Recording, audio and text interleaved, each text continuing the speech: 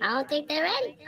Coming live from the CHI. This that real hip hop right in front of your eyes. Yeah, I'm feeling alive. Yeah, they feeling the vibe. This is a positive tribe, so come along for the ride. Go. Yeah, I'm here to make my claim, bro. They know what's up. The C to the A to the M, about to get them up. But they gon' need EA to come as live as us. Coming with hit after hit like this was Madden, bro. Added up, sad enough, they heard again. They know I'm coming with that fire like earth and wind. These niggas clowns, Pennywise when the circus in. They entertainment, but tell me what the purpose is. Man, like, they pure entertainment and quick to fall in line for mass. So when they hear the sounds of whips and the chains, man, we gotta be the change, man. Keep it a buck. When we moving as a unit, how they gon' stop us? Better yet, tell them croppers we not in the same picture. See the key? Always move with the people that came with you. Put my all in it. No gimmicks, I'm authentic. Leave them applaud, then hang it all up like the car finished high. See, man, I told y'all the papers ain't playing with y'all, man. Y'all either gonna come with that real rap or y'all gonna keep minding y'all raps. Hey, bro, tell them how it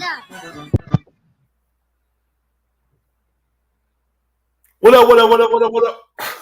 The struggle, this a combat. Still make it crack like an egg. What a omelet. They know how I rock and roll. Mac and trust to stop the flow. I can never stop. I go on my flow like mop and glow. Lock and load. Told them that my mind is a weapon. So if you scared, then go to church and say your prayer with the reverend. I made them respect it. Small finger soon became a big hand. Get it out the mud. They try to turn it into quicksand. I'm just going hard, working hard from AM to PM. I'm too busy trying to make it. Not trying to slide in no DM. Now we on the mission. I'm like Rondo with this vision. Coming straight dimes. Ain't got time for penny pinching. It's much more life, so I gotta go and get it. Either you make your own floor or you bound to drown in it.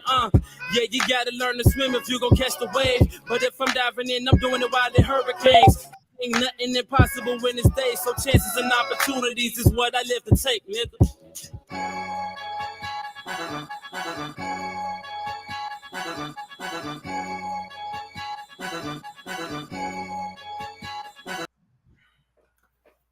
Hey, yo, what's up? How y'all doing? Welcome to the S.O.S podcast, Australian Society, the most honest hour and change of your day, once a week. We back to you live again at this particular time, on this particular day. How y'all doing? My name is Jacques. I'm one of your hosts. The gentleman up to my top, he's in the top left. Yeah, his name is, now he's switched positions, now he's down there. His name is, yeah, he fired. He's accomplished that. I missed it. My bad. But that's how you feel about y'all. This gentleman to my right. Yeah, my right. I'm Dion Asshole Professional. And you know what's really professional and not professional, and we are the mighty S.O.S podcast. Woo! Nigga, why do you sound all quiet stormish, nigga? Oh, because I got a new mic and whatnot. This nigga with the fancy ass keyboard mic. That nigga stole that shit from Alicia Keys. Oh yeah, I did. Hey, and I was listening to Keith Sweat. The what was it called? The Sweat House, whatever the fuck he called this shit. I was trying to practice. I was Sweat Hotel? Is it still a Sweat Hotel? Yeah, the Sweat Hotel. The Sweat House. Sweat Hotel ain't worse. I mean, ain't no better, but the Sweat House for some reason sounds worse. Yeah, all of this shit sounds like prostitution. I am Keith Sweat in the Sweat House, headed to the Sweat Hotel to give you sweat equity. Guess what you're gonna be doing tonight, ladies? hey. Yeah, so now I got this shit, so I want to try it out.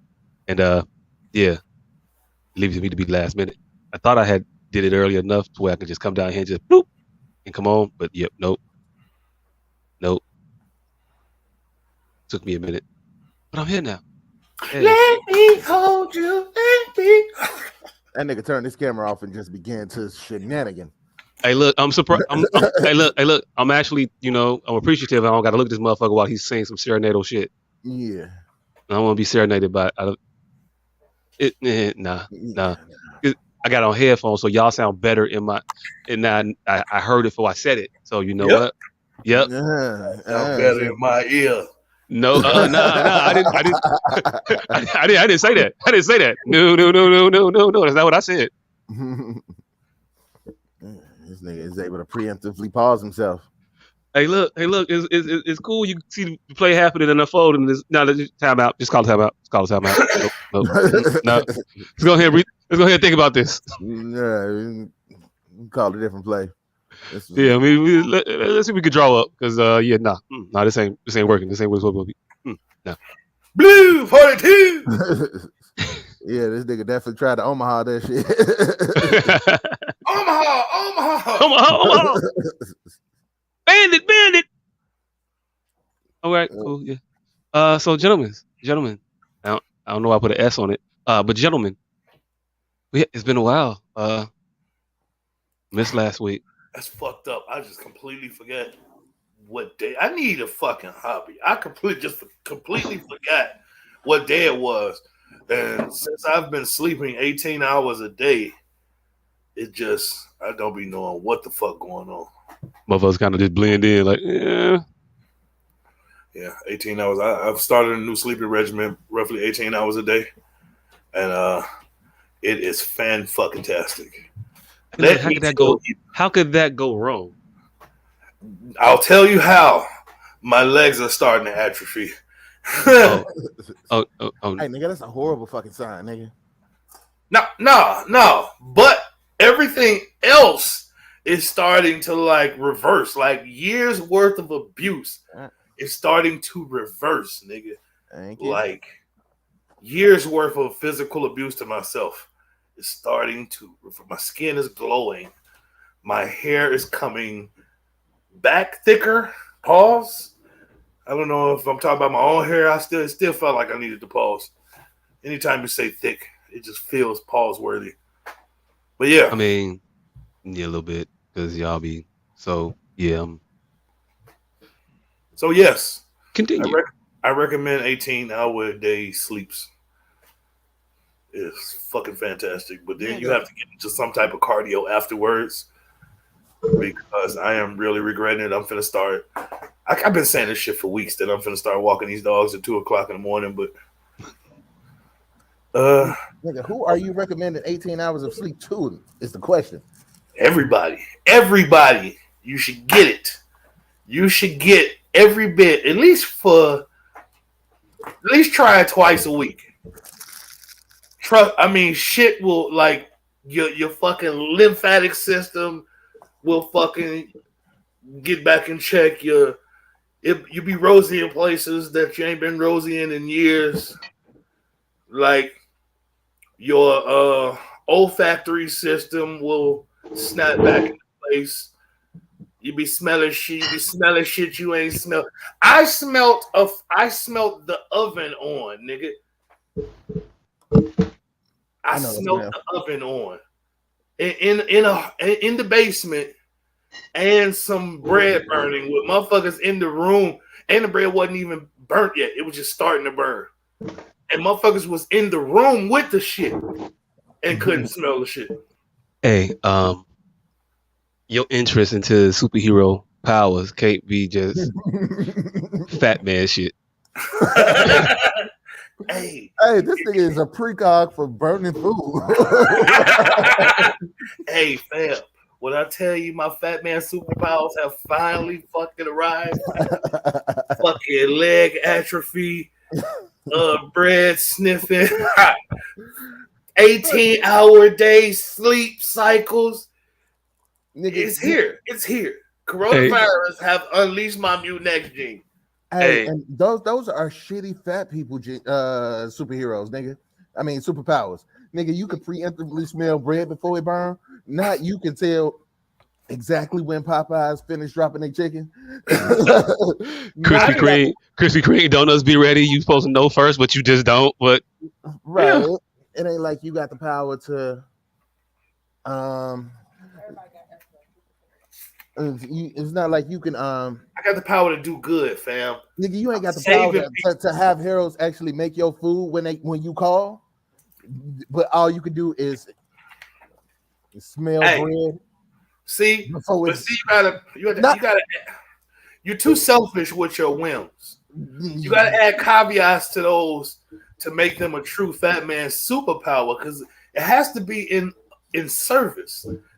So, I would have to order for a pregnant woman. I would have to order Craig Harold's. See, because none of you niggas need your Harold's drop before you get there. I do. You would like it. I definitely do. I definitely do. I just wanted one time. I had it before, right? And it was the most amazing thing. The line was long too. And I walked right up in that motherfucker and was like, boop, yeah, you got to order for Jacques. And I was like, oh yeah, 6 and 4. Yeah, here you go. And I was like, oh shit. I dropped it already. It's done. Shit. It was in the bag. It was in the bag. And hey, look, this might be like trying to chase like a heroin high, but I want that old thing back. Hey, look, it was like it was perfect because they had just bagged it, so it didn't. And it had that extra steam that made your shit soggy. But like shit. It was perfect timing, and I was like, man, Joe, yeah. And I walked out like, you the man. Well, I'm the man. Like a motherfucker. Nigga, you needed BDP standing outside of Harold's waiting on you. Hey, look, girl gotta have a theme song. Gotta have a theme song. Hey, look, didn't know nobody in the line. It's never when you in your good moment where motherfuckers just recognize, hey, John. Oh shit!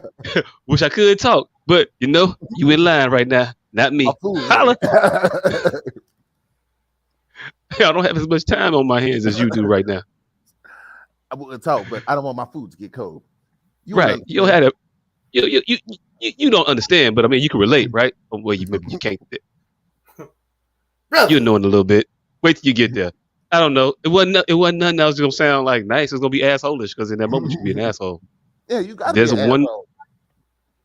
I mean, when you get the opportunity to, you gotta take advantage. That's just only right? It's like winning the lottery and not quitting your job, nigga. You gotta be an asshole. Oh, I'm going in for a week straight, but late to the motherfucker. Like, you're going to fire me. Like, I'm going to get unemployment also. I'm going to just rub it in for a little bit. Why not? Fuck it. I'm just going in and saying all the shit that, I was supposed to have said that I didn't. Because what you going to do? What you going to do? I just want, hey, look, I've never really said what you're going to do. Fire me? And been completely free before. I want to get that off and be completely, like, free. Like, what you going to do? Fire me? And have it like mean absolutely nothing. Fire me. What? Like, I'm worried about this job. Like I don't need a job, but like not like you gonna fire me. I can get another job. Oh wait, shit. Hold on, wait a minute. Are they gonna pay the same now? And I ain't gotta get it, nigga. I would just say literally everything that I wanted to say with no context. Just November 7th. November 7th, 2019, 4:14 p.m. Fuck you, send your own goddamn email. November 9th, 2019, 12:25 p.m. Fuck yeah, I'm going to lunch. What the fuck you mean? Just random lines of dialogue that they got no context. Oh, September 15th. When you put something in the damn microwave, wipe it the fuck out. You know your shit. You know what? Yeah, that one was for Lisa. Lisa, you got something to tell you. You know what you did, Lisa. You know what the fuck you did. Cooking soup with the damn lid off. Hell is wrong with you. Yeah. Oh yeah, this will be another episode in which I'm eating during. Drinking milk out the bowl. Get out the bowl. Oh shit. I had an office mate that brought their dog in. It was a small dog, but they didn't make it better. They didn't make it because they had like a pad for the dog to like go piss on. Oh no, not in the office. Hell no. Oh, right in the office, and it was three of us. It was like an office, and then three of us sharing an office. Oh, so no. So like it was like a corner of the office. It was like designated to be the piss corner. Like, but you couldn't piss in it though. Like, hell no, fuck this shit. So we just let this little motherfucker just piss in the corner all day. Employer. If this dog can piss in the corner, I can piss in the corner. Hey, look, not that I want to piss in the corner, but I mean, fair is fair. Oh, after the lotto, shit, everything's game. I don't give a fuck. But it wasn't my intention to go piss in the corner. It was just that It's pissing on. It's pissing. If I got to be around some piss, no, I'd rather it be my own. Right. Now, the first time that dog piss in the corner, I'm going to piss in the corner immediately. It's gonna be a lie. Oh. And I dare them to fire me. This is gonna be the worst case the ACLU has ever seen in their life. They gotta take this shit. Hey, look. If I could have been like, hell no, I ain't going. It's me or the dog. They definitely would have chose. I knew where I worked. I knew where I worked. I knew the dog was definitely more. The boss brought her dog in. This dog was definitely like about 23 years old, like human years, 23. Like I don't know what they equate to in dog years, 157. But this dog was old as shit. The dog had multiple surgeries. They keeping this motherfucker alive. I swear, how the fuck you have a dog with disabilities? It was blind in one eye, had cataracts in the other. I am not bullshitting you. This dog was. It was fucked. Nigga, tell me the dog had a CNI dog. Hey, look, no, dog used to just lay in the middle of the office with like had little flesh, like little issues and shit on it. Like it was a thing with this motherfucker dog. Anyway, so it was a dog friendly office. So I knew I couldn't be like, hey, look, I'm uncomfortable with this dog doing that. Like, no, it was never gonna work out well for me and my own well being in that company. All right, I was. Say, well, guess who don't work here no more? You said there were 5 people in the office. Then I can pretty much guess what 80% of the people in that office race was. I'm just gonna go out on a limb. Oh yeah, definitely about 80% in the whole office. It was 3 people in my particular office. There was 3 of us in there, and yeah, four with the dog, 4 with the dog, but still majority Caucasian. Yeah. Oh yeah. Definitely. I definitely looked around the room and understood. Yeah, they wasn't going. My sentiments. Motherfuckers would pet the dog. Like I wouldn't pet the dog. Like it'd be different. Like nah, we're not gonna have like an office party and oh, we eating pizza and hell, look at little. Look at this little blind cripple ass half dead dog. The blind stares of a million pairs. Oh yeah, I would definitely play that every day. Like, you know what? If you could bring your blind ass dog here, I could play You Can't See Me by Tupac. Hey, look. Visualize what you can't see. I might should have. So what y'all saying is I might should have played a couple of my cards I had in the deck. I should have pulled a couple of them out. You definitely could have pulled at least 2 race cards. You could have played Made You Look. Hello, is it me you're looking for? No, that would have been too deep. They would have got that one. They definitely would have got that one. But I don't have you ever played the race card? I don't think I've ever actually played the race card. I don't think I've ever been in a position where I could play the race card. My shit's always been my racial encounters are always dangerous. It ain't a situation where I go, it's because I'm black, ain't I? It's always a gun to my fucking head because I'm black. It ain't never one of those grandstanding moments. Hey. Candace played that motherfucker. His gun wasn't out, but it was definitely visible. She played that motherfucker. I've been present with a motherfucker. I just laid that motherfucker on the table like, oh, it's because I'm black. Hey look. It felt when she played it. It felt like I played like the ace, and then she came in with the motherfucking king. Like here we go. Like I played the king. She came out with the ace. Like yeah, it was the king. It was gonna walk. What are you? You had a 3. You had a 3. What are you doing? I was one of the motherfuckers to get on the ground slow to act like I did something. I still got on the ground. I just did it slower than everybody else. Made me seem like the badass because I was still standing up where everybody else was down. Can't believe y'all getting down already. Right. First, y'all got down first. When they do that. Hell nah. Yep, but yeah.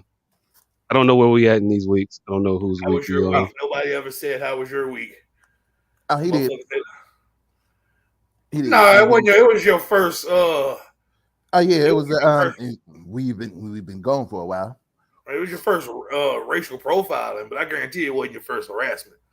Women get harassed very early on. Yeah, very early on in the game. Mm-hmm. Yeah. All right. So. Oh, How was your week? How was my week? My week was fan. You got an air horn, nigga? My week was I do. Fan-fucking-tastic. I do. This is how my week has been going. I wanted us to do a day since Will Smith smack ticker at the bottom, but I realized that was wholly insensitive. I realized that because days before that whole shit, and I didn't realize this until I started going to my phone to delete shit. Days before that whole shit, I had videotaped this old white woman with alopecia, like days before that smack. And I was in jail, in Facebook jail, when the shit happened. So by the time I had got out of jail, it would have been insensitive to post the bald white lady. I was like, God damn, and it was funny how what a few days makes. Like had I posted that video days prior, motherfuckers would have just laughed at the old white bitch.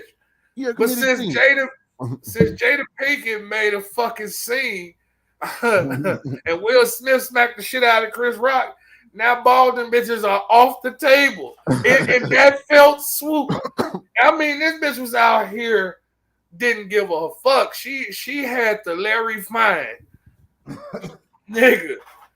And I was like, Lord. And she was just out here talking to and motherfuckers knew her. She bumped into motherfuckers. She was mighty popular in this Dollar Tree. Hey, they probably told you the right thing not to fuck with her. That might have been the Lord looking out for you.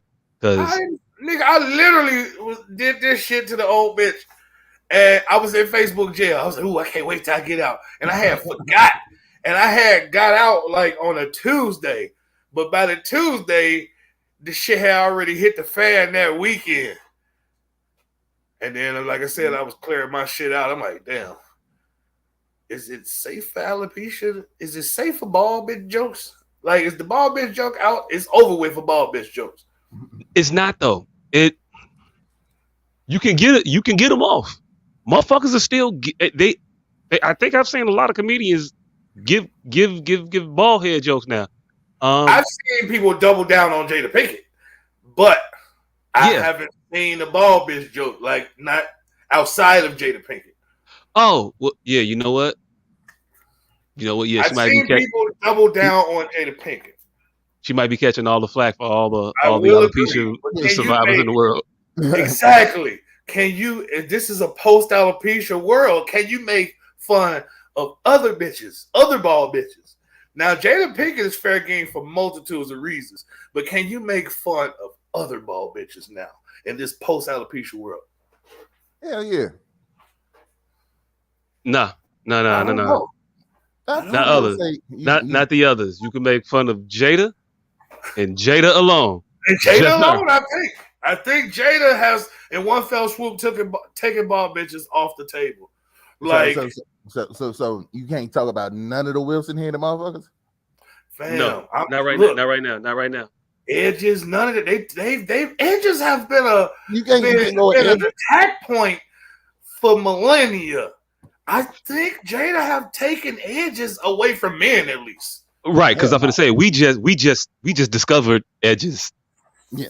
We discovered edges in the melee though. We discovered edges purely as a weapon. Edges to women means something different.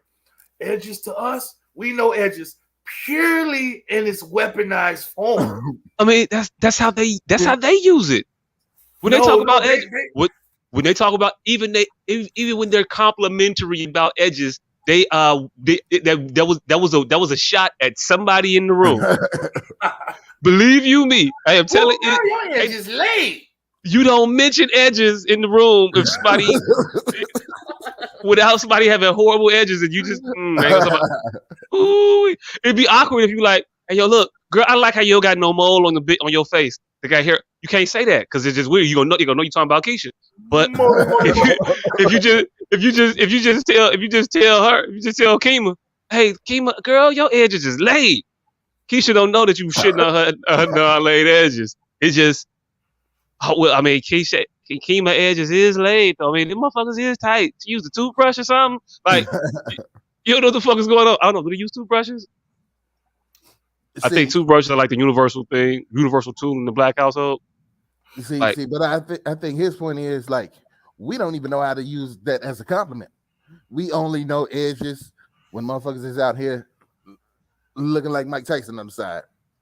Oh, people don't know the term geek as to mean biting heads off a chicken. We only know that to mean a nerd.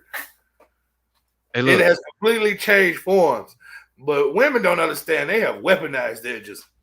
Like, oh no, they understand it. They understand it. But I'll liken it to this: when you first start shooting a gun, you gotta be, both hands on it, breathing right, perfect stance, and then you get better. You start being able to do shit. Women are at the stage where they holding up mirrors, turning around, and shit over their shoulder. God damn! This nigga said they Calamity Jane fucking edges, nigga. Yeah, they there. They there. We're not. We coming in, both hands on it. Look at that. It's curled up at the end. I got like your forehead. Look at your forehead. I got like that's what we at. Mr. But we gon' Buckshot Mary. Right. Yeah. But shit, I don't know. How the you know what else happened during my week? Oh, and this some shit that I don't know if this is my fault, but I felt it. I felt when it happened, I was like, I should take advantage of this. But I had just left from someplace else, indulging in something else. So I was like, I don't want to be stuck with all these cigars. So I went to this one. Let me expound. So blunts are $4. I have since found a place that was $3.36, and then I found with rebates, and then I found it, but you had to spend $100 to get the $10 free. And then I found a place that was $3 even, and then I found a place that was $2.50. Right, a couple days ago, I go to the $2.50 place and I get $10 worth of cigars. I'm like, I'm good for the day.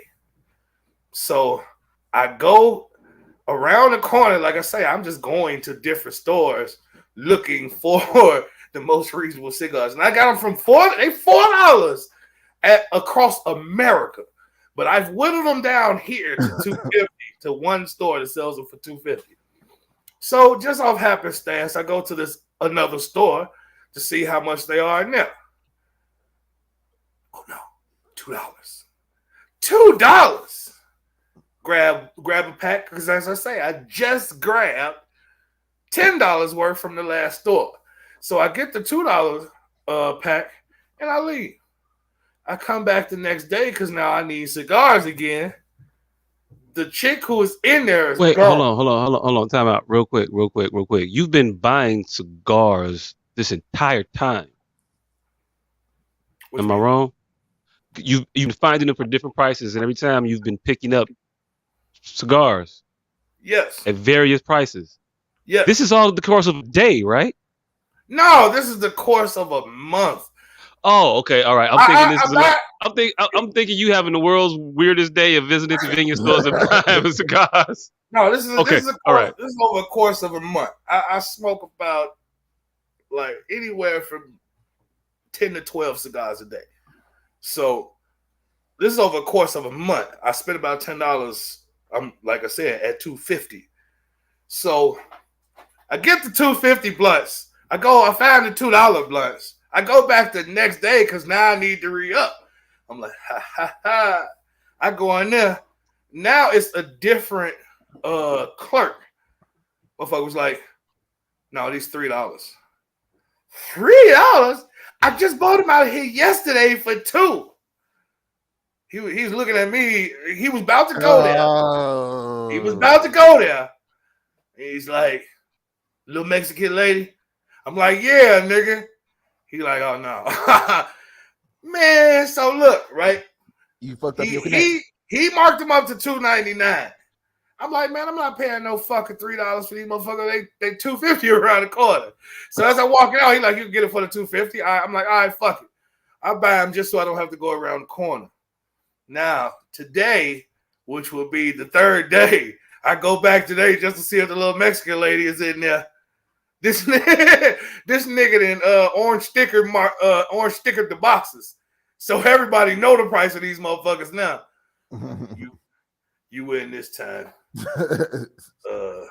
Habibi. It's definitely Habib. You win this time, Habibi. But I won't be back. Better go around the corner. I have a question. Yes. Did you snitch on the old Mexican lady? He did. Like a motherfucker, right? Like he definitely snitched on her. He fucked it up. He blew the spot up. He blew the spot up for everybody. Everybody been getting blunts out this motherfucker for $2.50 for the $2 the longest. And then he come in on the fucking Thursday. Like, hey yo, my man, nah. They was $2. This is a motherfucker behind him in line. The new this mother. Just turned around, walked out the stove. You said her name. You described her. No, he said short Mexican lady. I just concurred. Hey, look, that's the same thing. I'm a citizen. Hey, I don't give a fuck about your disdain. I'm a citizen now. I want my $2 cigars, and if identifying this bitch is gonna help me get the plug back. No. Hey, look. Snitches always think they finna come up and be better off for the situation that they in. No. Do you feel better off for snitching, motherfucker? I do. Hold on. Let's get further into this. Nigga, you are in Wisconsin right now. The state. Hey, look. I don't think he wanted everybody to know exactly all of that. You're in Indiana right now, nigga. I am. What we doing? What we doing? Look, hold on. Wait. No. Look, you have been shut down.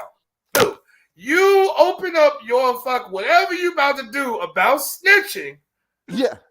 By fucking just snitching. Yes. So anything you have to say post that, you should just keep. Nope. Hey, look. You forgot what you was even here for. Yeah, you get on a soapbox. You forgot what you was even at the police station for. I got crack in my pocket. Hey, look. Citing the precedence of getting your ass whooped because you got your ass whooped. I'm gonna allow it. Yeah. I'll have to allow that. You gotta allow that. I'm gonna see where he's going. He might be slicking his way out. Let's see. Mr. Citizen is snitching on somebody for selling at a lower rate the cigars that he need for his illegal products.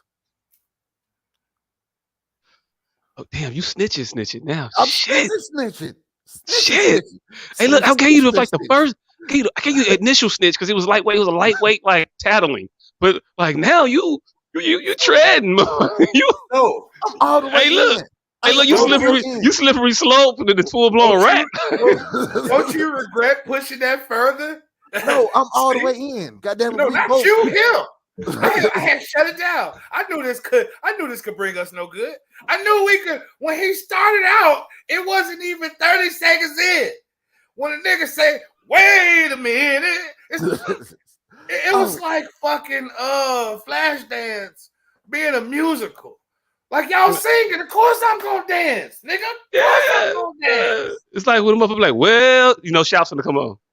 Yes. Now wait a minute. No, hold on. Hold on. So, you finna do shout. You finna do shout. On the Mexican lady. So I snitched on you. And I ain't done snitching. Let me tell you about my week. So. Whoa. All right, so yesterday was the White Sox home season opener, and my neighbors pretty big White Sox fans, so they had a little get together. Loud music, fireworks, loud ass fireworks, which I didn't understand because it was the middle of the afternoon. Like Hey, they letting off sparkling shit at 3. It's still sunny out. I mean, yeah, that ain't the brightest thing to do when it's bright outside.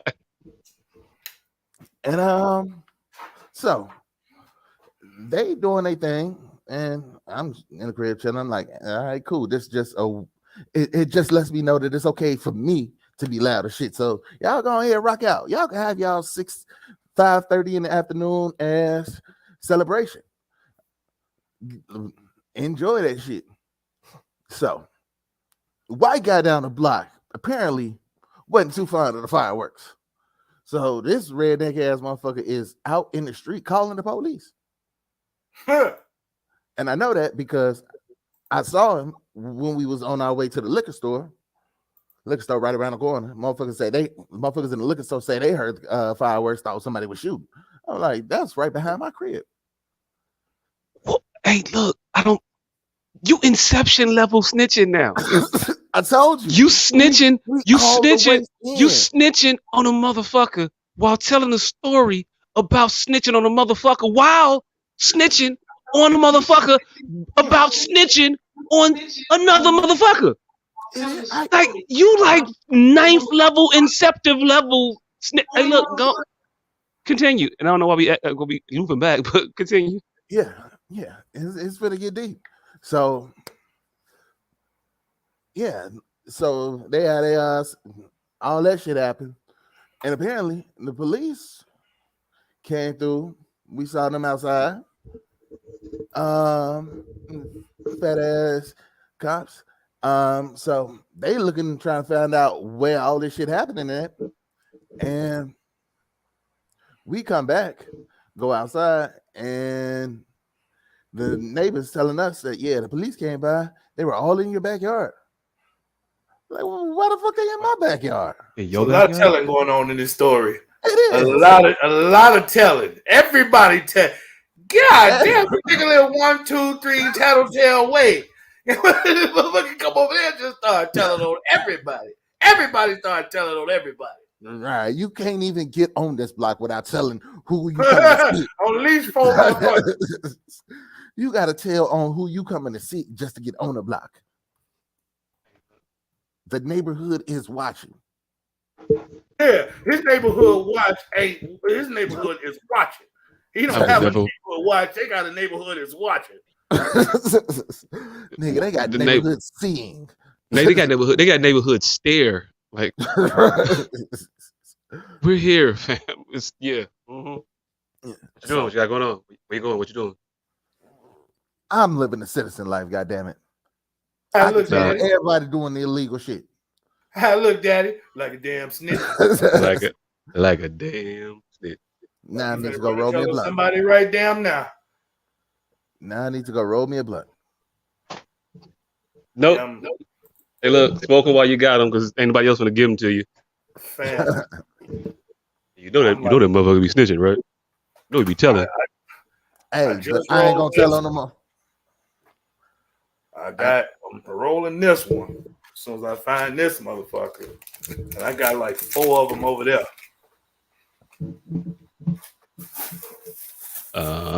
Say what you want, hold your grow. You make decisions on your own. No one will suffer but you. So do what the fuck you wanna do. Hey, so my week, this what happened in my week. This nigga in the motherfucking middle, I have a 45-minute conversation with this motherfucker. This nigga hangs up the phone, calls me right back and say, did I just call you or did you call me? I say, motherfucker, I talked to you for close to an hour. You did? I mean, literally right back. I'm like, I'm slipping, or you have gotten far better at hiding your drunk. Nigga, it was scary. That nigga literally hung up and called. We had a whole back and forth. We had a pleasant nigga caught up with the times. Told him what was on my day. Told me what was on his. Hung up. Hey, look. First of all, though, you have to tell him what time this was. Nigga, like 12:45 in the afternoon. Fam, this is like 12:45 in the afternoon. And I swear we had the most pleasant conversation for almost an hour. And I could not tell. This motherfucker hung up, called me right back. Say, did I just call you or did you call me? I say, nigga, we talked. He had a conversation. He said, oh, yeah, I'm lit. Sometimes this nigga is making the most out of his spring break. Hey, man, I say, yeah. I say, cool, man. Just make sure you make it home safe. This motherfucker say, nigga, I do this shit. I say, I know. Just keep your head on a swivel, nigga. I know you ain't gonna run into nothing. But you may be less a fair right now. Because I couldn't tell that you was drunk at all. You may have a bushel of fucking dandelions in your hair right now, Skip. That's all I'm saying. Because I could not tell this nigga was intoxicated at all. Till he called me immediately back. I mean, immediately back. Like, I'm putting my phone in the pocket for my first phone call. And my shit go, I'm gonna let it ring to see if it's actually a right. Hello? Hey, yo, did I just call you or did you call me? All I'm gonna say is what had happened was I had thought that there was another call back, and then I was returning the phone call, and I was referring to like, okay, was it a second one? No, there was a return call. See, that was the third call. That 45-minute call was the return call from earlier in the morning. all I'm saying is it was just a little unclear to me if there was another there was supposed to be another call. If I was is this the best of 5 or best of 7 series? Right, and I did know it was best of 5 or best of 7, so I had to confirm it. Oh, wait, was this the play-in game? Was that a nice seed? So we played again on Friday. What's happening? Like, yeah. So I mean, that's basically been kind of my week for the most part. Like a motherfucker. Yeah, had a blowout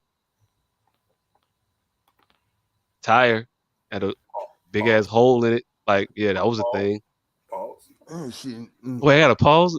Wait, hold on. I got to pause a flat tire. Yes, you got to pause. Blowout and big ass hole. Yeah. Because that sounds like big asshole. Yeah. Okay, if it was just I had a big asshole. All right, my bad. Okay, I had a flat tire, and it happened late at night, which is the fucked up time for it to happen. And then the jack was broke, so there was like a lot of shit. So that was a fun Sunday. Wait. Did we talk about your kidnapping? I wasn't kidnapped. Yep. Anytime you got to explain that you wasn't kidnapped, we need background. Oh, shit.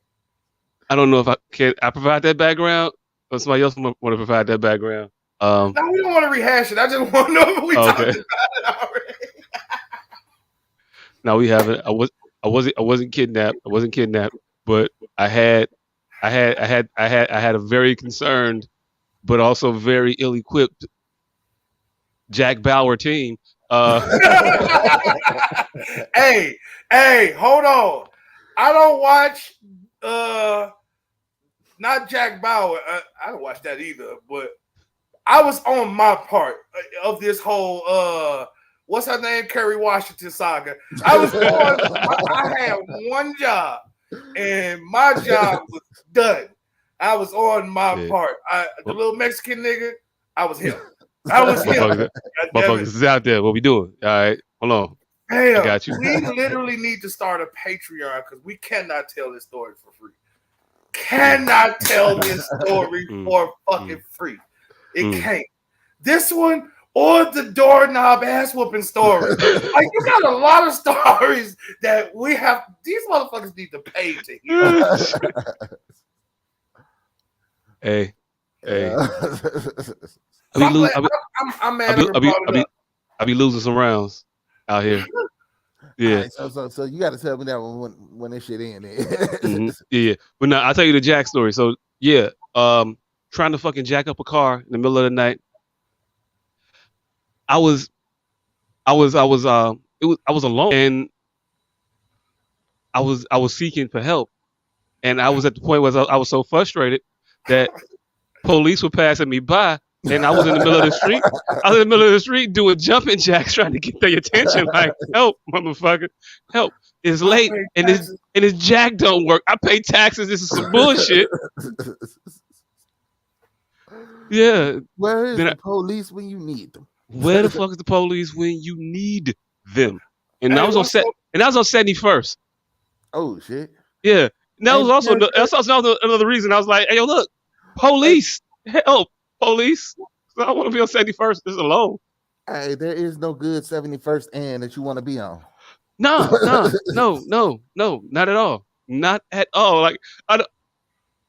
At the point, I was definitely the motherfucker that hears people's footsteps and be like, well, look at what we have here. Like I was primed for that sentence. You never want to be primed for the, well, look what we have here. You don't want to hear that shit over your shoulder, like ever. Can you think of a scenario in which that shit would be suitable? Nah, it's you just felt like you was in the somebody saying it to you. No, but I thought I was in a prime position to like hear it and not want to hear it. Like I felt vulnerable is what I'm saying. It's never good being said too. If you're in a position to say it, maybe, but it's never being good being said. It's not some shit you want. It's definitely not something you want to hear. Hey, well, what do we have here is white. Check it out.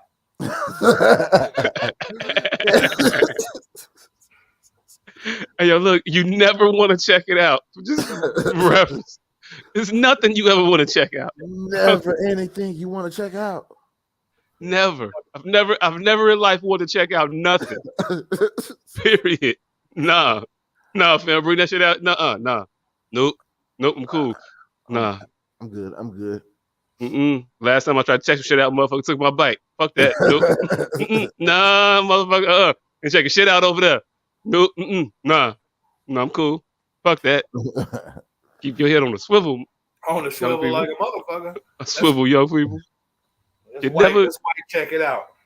You never know when a motherfucker gonna smack you with some shit. Hey, speaking of smacking a motherfucker with some shit. So Monday night, was it Monday? Yeah, Monday night. I get bamboozled into a binge. Okay. No, not coke. I mean, okay, I can see how that I left it out there too. Yeah, I get. Yeah. All right, cool. So yeah, it was a Netflix binge that she was watching. This shit called Ultimatum. Oh shit! It sounds like some shit you don't be wanting to watch with your girl. Right. Hey, look. Technically, I didn't watch it with her because as soon as I went up there and started looking at it, she checked out. Damn. Yeah, she passed out. She passed out like a half hour was one of the episodes, and then I'm sitting there like, oh shit, what's gonna happen next? And so about 7 episodes later, I finished it. But Ultimatum is a show in which couples bring their significant other on and give them the ultimatum that I want to get married or I'm leaving. Oh, mother love, nigga. Hey, look, but here's a little twist on it, right? So they took a total of 5 couples and they put them in a room and they said, hey, look, y'all find amongst these 5 motherfuckers another motherfucker to be with. And then they set all these individuals at a table and was like, hey, yeah, you pick who you want to be with for the next 3 weeks. And over the course of 3 weeks, these motherfuckers had to live with the person that they picked. while the person that they came with was living with another motherfucker. Not watching, living with another motherfucker that they picked for 3 weeks. Was living with another motherfucker. Ew. Why am I hearing me? Because every time you embed the fucking screen on Facebook, it unmutes the fucking mic for some stupid ass reason. It's stupid. It's stupid. It's fucking stupid. Maybe I just want to look at these handsome gentlemen and not fucking. Yes, we're handsome. Yes, no pause. no homo. We are 3 handsome gentlemen. Fucking what are you going to do about that? I'm 40 years old. Enough is enough. I can compliment my friends. Hey, look. I ain't even gonna trip. Yeah. So they put 5 guys, 5 girls at a table, and then they say, "Hey, yo, look, yeah, pick the person you want to be with for the next 3 weeks, and yo chick is gonna pick another motherfucker that they want to be for the next 3 weeks, and then they're gonna let them be together for 3 weeks." Well, immediately one couple was like, "Hey, yo, look, nah." One dude was like, "Yeah, fuck this. Hey, look, baby, let's get married." yeah, let's do it. I don't even get no fuck no more. Nope. Let's do it. Let's get married. Nah, me, you. We can leave here today. And then left. And then another motherfucker was like, you know what? Yeah, nah, can't do it. Not gonna do it. Nope. Yep, you and me, we out of here too. Let's go. Mama Nee, here you go. Wanna get married? Let's get married. All right, I'm out. Let's go. Can't do this shit. I don't trust these motherfuckers for nothing. And then 4 other couples was like, yeah, we doing this shit. Let's go. That's how ultimatums work, goddammit. But fucking shit to get off the pot, baby. Greatest ultimatum ever. Look. Definite. It's one thing for you to shit to get off the pot. It's another thing for, hey, yo, look, somebody finna come use it. You finna go. Hey, look, when you gotta pee and the other motherfucker gotta pee, and it's like one, hey, I'm gonna go. I gotta go. I'm gonna go. I gotta shit. You gotta shit. One of us is gonna have a warm seat. You don't want the warm seat. You don't want the warm seat. Ever. So yeah. So they do this shit for 3 weeks where they switch, and these dudes are like, yeah, date my girl for 3 weeks, live with her as a couple, and they put them in accelerated like relationship shit. So motherfuckers got close and like coupled and did coupley shit. That could happen in one meeting. Yeah, for one motherfucking couple, it happened in like one meeting. But just the point of the show was baffling to me. I could never at any point in my life see myself being a contestant on this show. Ever. Because they're in relation. I mean, because they're close to marriage. Yeah, because they're at that stage in their relationship. They're committed. They're exclusive. They're all of those things. I mean, I thought that was the basis of all them fucking shows. Nah. Most of the shows be like, hey, yo, I don't know nobody here, and we gonna figure it out. But this was, I know you. Change Your Heart was you taking your bitch on a show and giving her to somebody else, and she give you to somebody else, and then y'all come back and see if y'all really want to do what the fuck y'all want to do. That's game. Look. Yeah, that was a date. That was a date. One date. We talking about some shit these motherfuckers is doing for 3 weeks, living together. In a 1-bedroom apartment, by the way. Oh yeah. Yeah, just gonna put that out there. Motherfuckers was in 1 bedrooms. Like, whoa. But you knew I couldn't do Change of Heart then. I guess I was of age to be a contestant on Change of Heart at that time. I was young and dumb enough at that point, right? Probably. Did I miss that bubble? I don't know. No, like 97. You could have been. Yeah, you could be 8. You could have been like 18, 19 or something on there. Change Your Heart, Junior. You could have been, yeah. Yeah, or one of the days. Because Game is our age, and Game is younger than us, and he was on the shit. So why the fuck are we even talking about that? Yeah, sometimes we just be stupid momentarily. Like momentarily, like the answer be right the fuck there, and the question don't even need to be asked. Like, you know what? Fuck, trying to figure shit out. But yeah, so I don't think it was a point in time in my life I ever could have been that motherfucker on one of those shows where I'm gonna just give my woman up. Here you go. Yeah, lay up with her. I'm gonna lay up with one of yours, and then you would just do like I'm not. First of all, I'm too competitive. Second of all, I was never fond of letting people play with my toys as a child. Those are not the types of personalities that grow up to be conducive to these types of situations. Not really the sharer. I don't know. Call them misogynistic all you want. Yeah, no. It's mine. My question. Could you two gentlemen see yourselves in one of these situations and do that? I do that often. Nah. Okay, one at a time. One at a time. Who wanna go? Who wanna go first?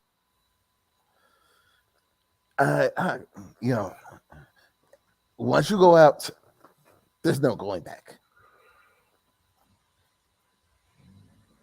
Like, it's just that simple. I can't be number 43 and 45. If I'm number 43, there is no 44. Okay, if there is 44, I'm not taking a second number. Hey, so you say no 45, but could you be like 53? Nope. Like you can't come back and swoop down on like some Ozzy and Ruby D shit later on in life? Nope. Okay, I was just wondering. I just want to check it out. I want to see that, maybe, Bam. It ain't shit out here, baby. I want my bitch back right now. Right now. Stop playing. There ain't shit out here. These hoes tripping. So I might as well have a dysfunction. I know. Because these hoes be hiding new and interesting dysfunctions. You be like, what? Bitch, what? I almost had to give a hoe a high five for popping up with a 17-year-old on me one time. Bitch, what? You be with me every day. How you pop up with a full-grown child? Like I thought it was weird when they ain't eat peanut butter. You have a whole person. Whole person. Surprise! Nigga, these motherfuckers is amazing. Amazing with the new and interesting shit that they will pop up on your motherfucking ass. I'm talking motherfuckers be out here 60 and don't own shit. But you really, but you really about that. Let's figure it out. Let's explore. It was. I don't know why I'm hearing the echo back. Is that just me hearing it? I don't hear that. Okay. All right. Hopefully it's just me. It's just you. Okay, it's just me. All right. So yeah, and that shit's distracting when I hear it. You are, I am. It's gonna be a good girl. Is that echoing?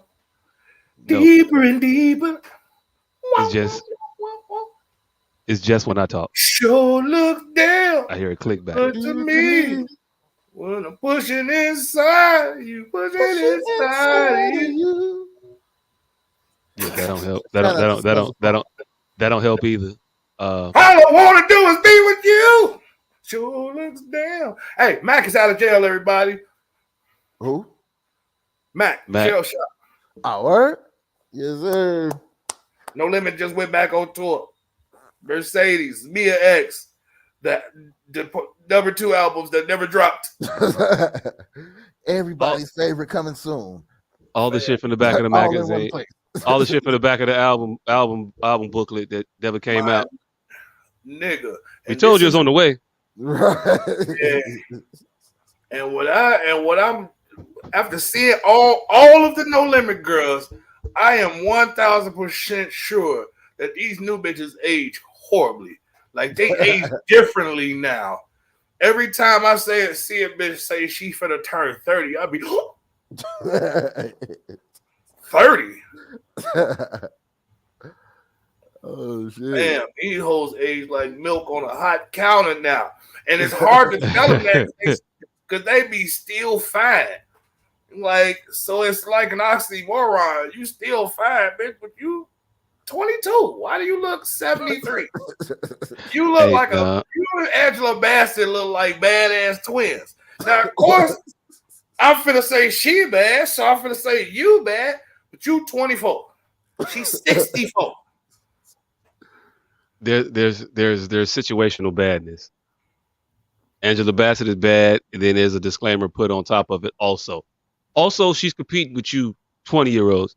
You can't be 20 looking like a bad 47-year-old competing with the other 20-year-olds. It don't work that way. Calling me an old pervert because I thought you was in my age bracket, bitch. Man. But nah, what I was gonna say was I don't know what I was gonna say. What was we talking about before? I lost it. Oh, you're not gonna come back down the line and pick them up. But you're saying that you would participate in the show where you would switch up, change up. Nigga, that's what life is right now. You just don't fucking know it. See, that's my thing. This world don't work like we think it do. I would be willing to participate in something like that if our relationship wasn't as strong as I would like it to be, because clearly that's the case. Clearly we're seeking outside affection because it wouldn't even be a thought. Right. So I would be, I'm under the guys that we aren't doing too good anyway. That's why we're ultimatuming. So why the fuck not? Why the fuck not get paid to do some shit we're probably doing anyway? Playing house on around the corner, which is why we're ultimatuming. Because I already got it. But they playing house with other motherfuckers. It's just that's what I'm telling you. Already got a bitch in the exit strategy. That's why we're on this show. Like, let's look at the logics and logistics of it. That's we on this show simply because we both already got this shit going on. So we might as well catch a check for it. Or we're thinking about it. But we're not on the greatest of terms, or else this wouldn't be a thing. So y'all thinking about going into it with a bitch you love, not this knothead hole you can't stand, that you've been married, engaged to for 3 years, that you're almost maybe on the outs with. So why are you going to ultimatum? I think that's it. I think you just said it. You on the show. I'm thinking about being on the show with somebody that you love, and you just on the show with this knothead bitch that you don't even really want to fuck with too much no more. Well, I'll trade you off. Yes. I think we often look through our perfect lens when we examine situations and not actually what be fucking happening. We only going on this motherfucker because, bitch, one more time, Alice, to the moon. And let's go put this shit under pressure to see if we actually want to fucking do this shit. Hence, ultimatum. And it's usually just one party. That was going to be my question, but I didn't want to get into the battle of the sexes. Oh, of the couples that were on the show, I think of the original, I think it might have been 6, maybe 7. So the original, it had to be 6. It was 4 couples that left at the end. There was 2 that stopped. So it was 6 couples. Of the 6 couples, I think 2 ultimatums were initiated by the men, I believe. No. Those were by the women. The women the women initiated those 2 that the guys proposed on that night. So yeah, those were the 2 women. So yeah, just one of them was by the dude. One was by the dude. See? This show is starting to unfold, ain't it? Yeah, I ain't really realize that. I didn't think about that too tough. Yeah, one was initiated by the dude. His situation was crazy. He had to eat the most like indignant shit, I think, watching the show back. And I want to pose this to you without watching a fucking second. He was probably the closest out the door. He's like, man, I'm finna Cyrano de Bergerac me a new bitch. I'm finna No. He was definitely the most committed out of everybody in the whole fucking show. This dude, what happened with him? He he wanted to marry the chick, right? And she was kind of giving him the run around. So he brought her there. The person he ended up with, he wasn't even being like physical with all that much. I think they got physical, maybe a little bit like a kiss on like the last night. I think theirs was. Listen His to my chick, statement again. This nigga is probably the closest to being on the outs with his bitch. So he's finna Cyrano the bird. He's finna sympathy pussy a new bitch before this bitch leave him. I didn't say he was initiating the leave. I just said he's probably the closest to the motherfucker out the door. Hey, look, let me finish because you might be right. So his chick was with another dude, and they did some shit called Girls' Night Out or whatever, where all the girls got together, even though like certain girls are with other girls' men. So this bitch tells the other chick, yeah, I fuck with your dude. I like him. And if he let me, I'm a fucking. Like, I'm a fucking to this girl's face. But on the show. And then when you're watching the show back, like you watching it back, if you still remained a couple, they actually got married on the last episode. They got married like that minute, that second. They was like, yeah, you want to do it? She was like, okay, yeah, fuck it, I'll do it. And not like 6 months from now, like right now, let's go, bitch. I got a reverend in the back walking up. So you got to watch this shit back as a couple, being married to this broad, watching your woman tell another broad that she's gonna fuck this dude if he lets her. Bam. That's some. Listen to my statement again. His bitch was the closest bitch out the door. So he was finna sympathy pussy him. You know what? This bitch is already cheating on me. She's gone. I'm finna sign us up for this shit. I'm finna beg and cry and moan and whine, and I'm finna be the perfect nigga. I'm not finna touch this other bitch. I'm finna have a slew of hoes once this shit is over with. I'm gonna get my social media up because I'm on the show, and because she already gone. They're gonna look at me like, oh, poor Kobe. Look how she treats him. Look how she treats. So this motherfucker was he was pimping the show. Oh shit. Yes. Hey, look. That's a hell of an angle. That's a hell of an angle. Like a motherfucker. He also had this bitch pregnant by the reunion, though. She was 7 months. I also think the reunion was like 7 months later. So, hey, look. When the baby come out. Dicey. Hey, look. And she was with a brother. The other dude was a brother. So, I mean, telling baby you, could come out little caramelized. Telling you, man. Oops. This shit ain't checkers, it's chess, baby. This shit was already a plot, a plan. That's how motherfuckers be on Change Your Heart and end up being the game. That's how motherfuckers end up being on the fifth wheel and end up being Carlos Miller. Mm-hmm. Hey, now the show did have another component to it though. When you start looking at the recap and the reunion shows and shit like that, and the reactions to certain motherfuckers and the certain shit they did, you could tell like how the black man get treated by his woman, juxtaposed by how the white man get treated by his woman, like right there, very very blatant. They had one example where two dudes did the exact same thing, right? But it was a volatile act that was so repulsive and offensive when the black dude did it. The white dude did the same thing, and nobody really even complained about it or even like noticed it. So what had happened was they both got into arguments with their original woman that they came there with. Both of their women were not being responsive to them. Both these men were the ones that wanted to be the ones that get married, right? Even though the one dude had received the ultimatum, not given it. So he was like, I know what I want to do now. I want to marry you, girl. And she was like, ooh, about that. I'm not so, I don't know. And so she cut off and she was like, you know what? I don't want to see myself leaving here with you. And so he was like, what? So he bounced. other chick that was with her dude, he was trying to say like, I want to marry you, and she was like, well, I don't know if I want to marry you. I don't like the shit that you be doing, and so he got mad and he bounced. Both came back in the morning, but the black dude, they all looked at him like, I can't believe that you would do that to her. You would just leave and not answer the phone, and she was just up, and you were out until 8 o'clock in the morning. White dude did the same shit. Nobody uttered a fucking word to him about it.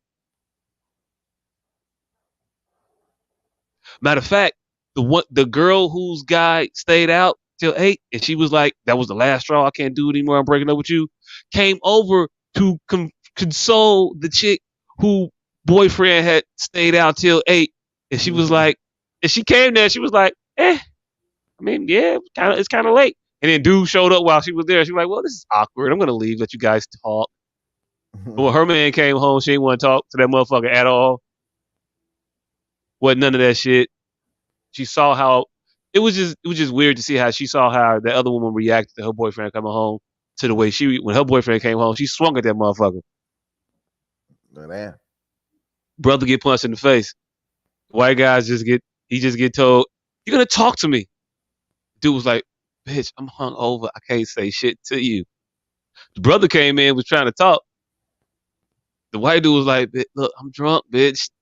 I just want to put these glasses off my face and sit down and throw up a little bit, maybe.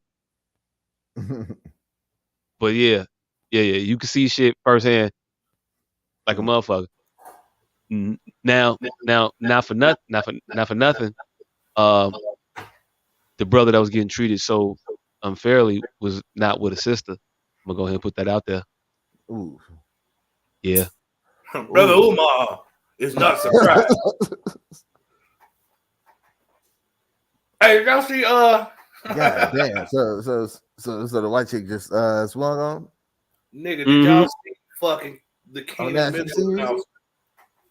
Hold on, y'all both saying something at the same time. I say, so the white chick just swung on the black dude on TV? Yeah. Cool. Hooked off. They swing on him, hooked off on him, made contact. They didn't show the actual punch, but she made sure she made clear that she was the victim in that punch, though. She was like, I can't believe I actually hit you. This is the person I am now. I hit you. Oh my gosh, I can't believe you made me do that. I punched you, and that is so horrible. You made me do that. Wait, what? Who's the executive producer? What's his name? Nick Lachey from 98 Degrees. It's a shell company for and his wife. And it might be a shell company owned by the Pinkett Smith Red. If the owner of this motherfucker is Red Armoire. Yep. Or Maroon Armoire. Right. If this shit burgundy coffee table. Burgundy Ottoman. Rose Ottoman. No, motherfucker. Right. Hell no. We know who y'all is. But no, Kenan Thompson has fucking divorced his wife or filed for divorce and fucking Dr. Did he file? Did he file or did she file? He filed and Dr. Umar retweeted the news with Kenan playing him in his upcoming biopic. Motherfucker say, and this just is. Kenan Thompson is playing me in my upcoming biopic. He retweeted the article, and that was his fucking quote. That shit was fucking hilarious. Hilarious. Hell no. Hey, look.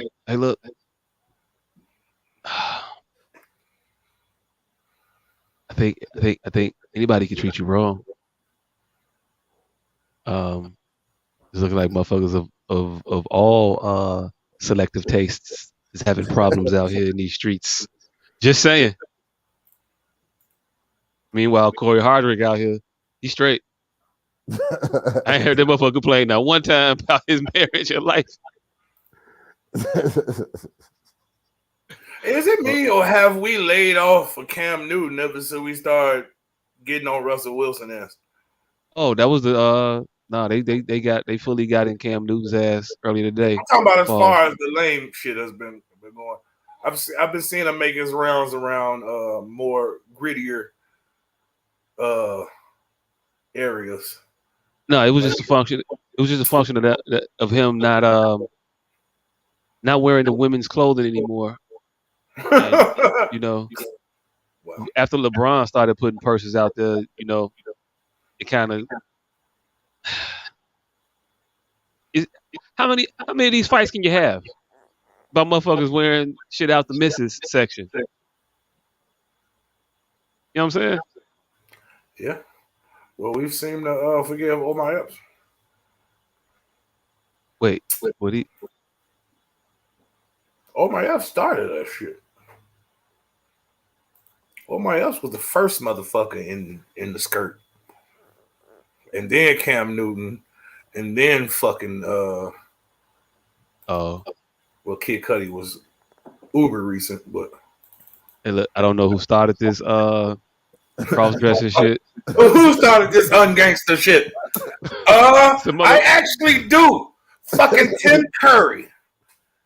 Tim Curry started this goddamn shit, and fucking the Rocky Horror Picture Show. It's been downhill ever since then. Then we got Boy George, and then George Michael, and then fucking Omar Epps, and then fucking it's a slippery slope. Hey, look, I like how you went from George Michael to Boy George. I think I said between two motherfuckers, but then right to Omar Epps. He picked it back up. He fucking picked it back. It was quiet for like 15 years. And look, it was quiet for like 15 years because it, like I said, they had to catch. All right. But see, this is why I jump straight to Omar Epps and leave out motherfuckers like Eddie Murphy and Mr. C. It's because George Michaels was sucking dick. Them two niggas was just giving rides. Well, No. George Michaels was meeting in airports, bathrooms, sucking dick. Them two niggas was just caught giving transgender rides. We can't fault them brothers or accuse them of anything. Mr. C has since made a few hey, look, right? You could say Eddie in one breath, and you know, motherfucker got to be like, all right, Eddie, all right, cool, Eddie. But yeah, nah. Mr. C has made a few capitulations. One of the motherfuckers is kind of habitual. Yeah, Mr. C made a few capitulations. We can't do this shit to Chingy. Eddie Winslow, he's made a choice. I don't even know if we can consider that motherfucker in this category, neither. Nah, he so it goes straight to Omar Epps for that reason. Hey, it never was it more justified when motherfucker said too many Urkels on your team. That's why your wins low. You know what? You know what? Yep. Yes. Eddie, what the fuck? What the fuck? What the fuck was that, Eddie? There has to be a better way to like tell your woman you don't want to be with her no more. Like has to be a much better way. Cause he with Maxine. That's his woman. I don't know her real name in real life. Punky Brewster's best friend. Laura's best friend. Talk about Cherry? Cherry, yeah. Oh, her name is Cherry Washington or some shit, right? I don't know. Her real name is Cherry too, ain't it? Her name was Cherry on Punky Brewster. That's all I remember from. Yeah, but he's with her in real life. He was with her then, at that point when he did that. And it's like, hey, look, if you want to break up, motherfucker, it's easiest ways. Much easier ways than that. Much. Candace came back with show facts. Said her uncle wrote that part for her. Which part? Punky Brewster or Family Matters? She got a resume out this bit. I did two things. What? Are you saying your uncle or her uncle? When you say her uncle, are you saying Candace's uncle? No, or Cherry's own uncle? No. She wrote in the chat, quote, her uncle wrote that part for her. But all you said was her uncle wrote that part for her. So I didn't know if you were saying Candace's uncle.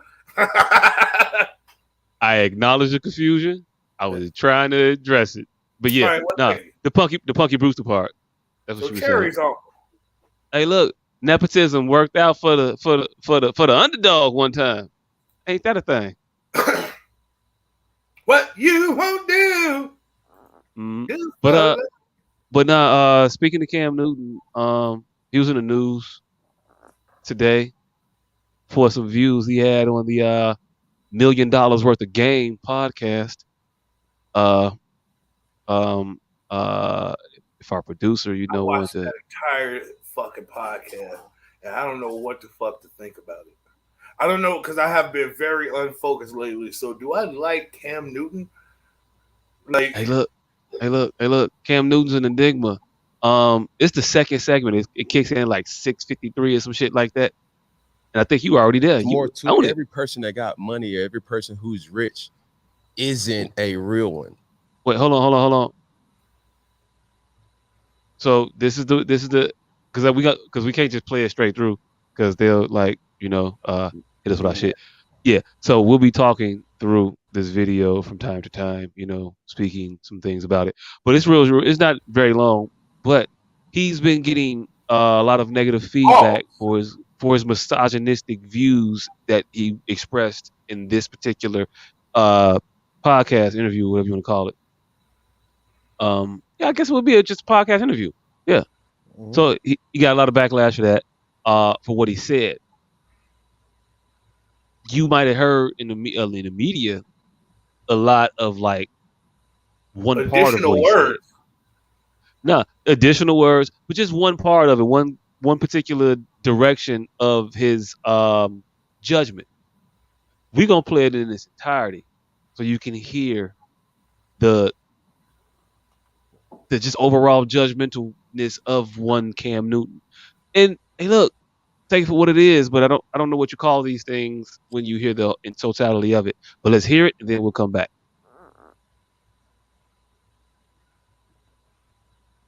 Okay. You know what I'm saying? Right. And I think that gets kind of misconstrued in this society now because a lot of people have money, but they're not genuine people, Right. And I pride myself. Everybody who knows me knows, like, bro, Cam's a solid dude. He keeps his circle extremely small. I'm not afraid to be by myself. Quick example. I had two of my oldest children birthday last week. And I'm in the mall by myself. I found solitude in being by myself. Yeah. And a young man approached me and was like, "Hey, bro, I know your cousin." And I'm like, "Okay, what's like who?" He spoke his name, and I proceeded to keep walking, getting my children their birthday gifts. Then, the same dude kind of followed me into the store and was like, "Hey, bro, he said XYZ, da da da da." I said, "Man, I ain't got time. It's my daughter's birthday today or whatever." So hey, as he left, my cousin hold on. then I hit think me you back. I think you way away from it. Where you at minute wise? I can't see where you at minute wise. You could just chime in and say it. 9:52. Oh yeah, you way past it. Go to 6:35. That's where you want to be at.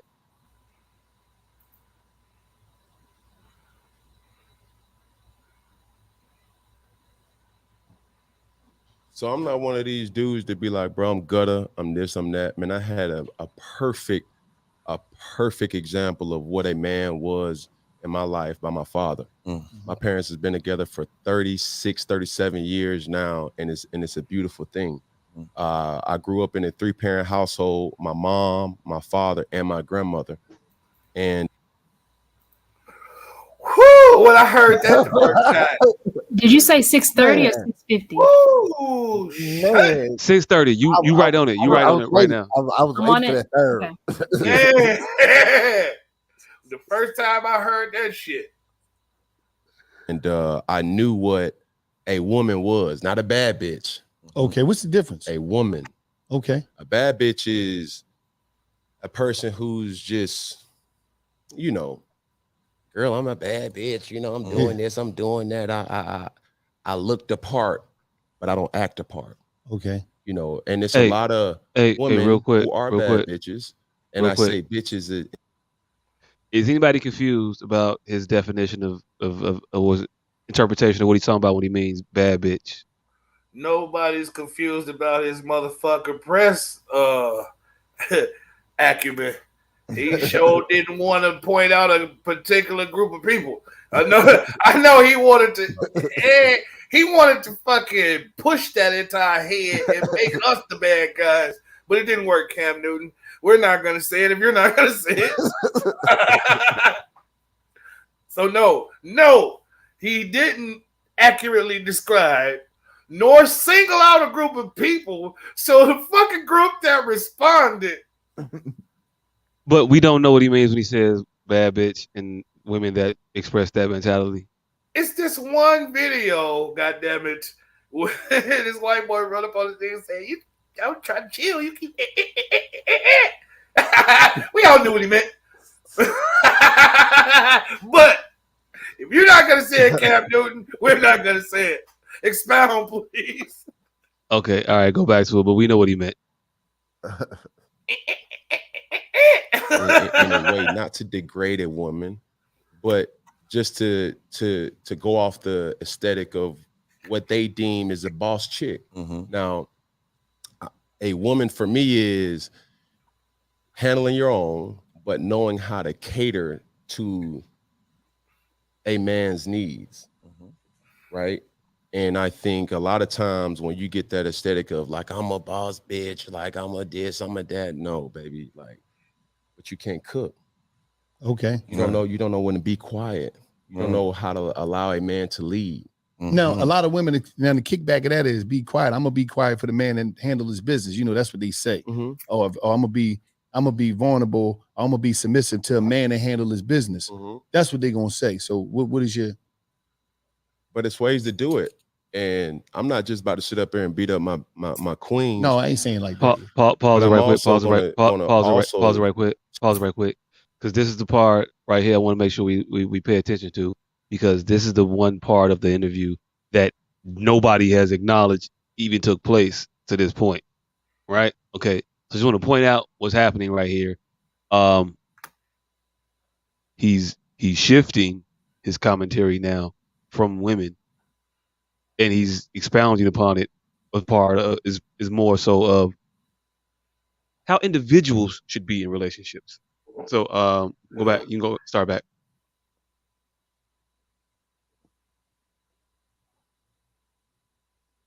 You know, and it's a lot of women who are bad bitches, and I say bitches in a way not to degrade a woman, but just to go off the aesthetic of what they deem is a boss chick. Now, a woman for me is handling your own, but knowing how to cater to a man's needs, right? And I think a lot of times when you get that aesthetic of like, I'm a boss bitch, like I'm a this, I'm a that. No, baby, like, but you can't cook. Okay. You don't know when to be quiet. You don't know how to allow a man to lead. Now, a lot of women, now the kickback of that is be quiet. I'm gonna be quiet for the man and handle his business. You know, that's what they say. Or I'm gonna be vulnerable. I'm gonna be submissive to a man and handle his business. That's what they're gonna say. So what is your? But it's ways to do it. And I'm not just about to sit up there and beat up my queens. No, I ain't saying like that. But I'm also gonna also tell the men to start being men, bro. Absolutely. Like, that sucker shit should not be rewarded. And what sucker shit? So you know, when a person carries himself social media wise and it's a fraud in real life. Okay. You know, it's more to every person that got money, or every person who's rich isn't a real one. Okay. You know what I'm saying? Right. And I think that gets kind of misconstrued in this society now, because a lot of people have money, but they're not genuine people, you know. Right. And I pride myself, everybody who knows me knows, like, bro, Cam's a solid dude. He keeps his circle extremely small. I'm not afraid to be by myself. Quick example. All right, we I had two of my oldest children. We can stop it right here. He just started talking about some other shit.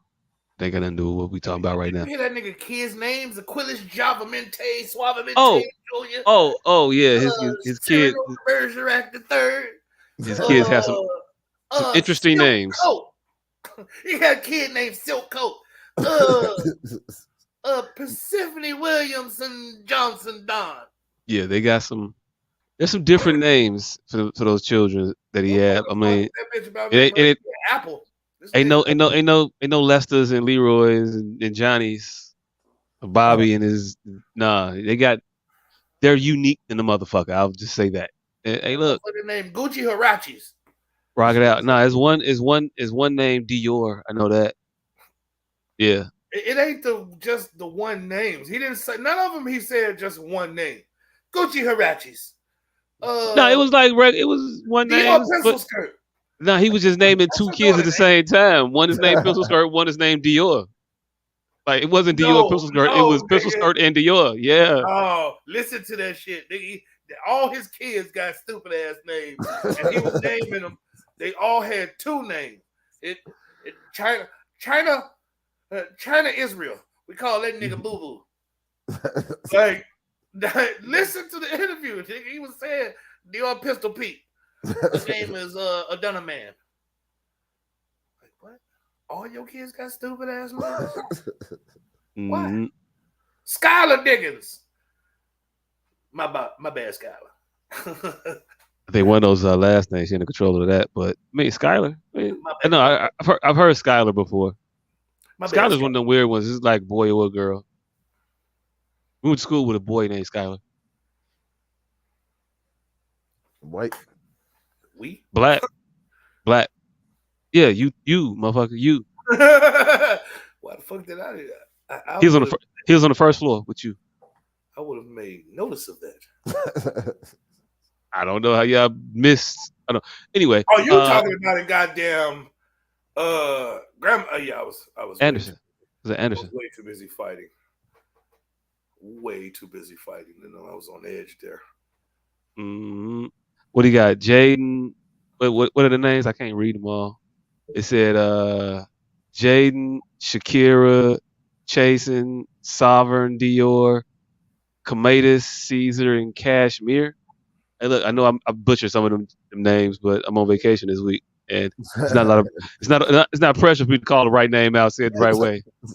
Sovereign Dior, Chosen. See, he was saying their middle names too. Jaden Alexander, Sovereign Dior, the Chosen footwork. Oh no, but Chosen. anyway, to what he was saying though, do y'all have what are y'all thoughts on what he was talking about initially about what it is to be a woman that he finds the qualities that he finds attractive or suitable or you know necessary in a mate. What do y'all think about that? Imagination. I think he left it up to the imagination, and I don't think I'm going to fall into his Cam Newton trap. I would like him to expound on his derogatory side so I can know exactly how to respond. But as far as his own personal opinion of what he would like of his woman, it's his own personal opinion. Yeah. And further, again, he's very well media trained. He says open-ended statements that kind of lead you to put your own emphasis on whatever word you want. Like what he said was, don't know when to be quiet. See, the caveat to that statement is never. And he could be fine with that. See? In this multiverse, one of the answers could be never, and he could be fine with that. Okay, so, now think about it in the concept of an actual human being, because hey, look, we're gonna draw inferences, and if you're gonna just sit and have this conversation from a point of I'm not gonna draw any inferences of what this man said, then I mean you're not gonna have an opinion. It's not gonna be worth saying. Again, it is worth saying. It's worth saying that he did it. It's worth saying. You know damn well he didn't mean that. I don't want you to never be quiet. I want you to always talk. No, he said I want you to know when to shut the fuck up. He didn't say it like I said it because I said it like how I'm gonna say it. But yeah, it's times when you need to know how to shut the fuck up and not say nothing. And there are times when that should be a thing that you do. And some people don't understand that. Yep. See. Yeah, I'm not saying that to say that. I'm not saying that to say in no ambiguous way. Ambiguous way. Ambiguous. Yeah. Hey look. It was another part of that. It was another part of that interview where he kept saying words and he kept saying them weren't wrong, but he kept saying them over and over again. But he never like tried to correct the wrongness of it. Like, I've never been that rich in my life, so I don't know if that's a rich motherfucker thing or just a motherfucker who just don't know these words thing. But it felt like he was doing that shit on purpose. Like he couldn't say reaction the right way for shit.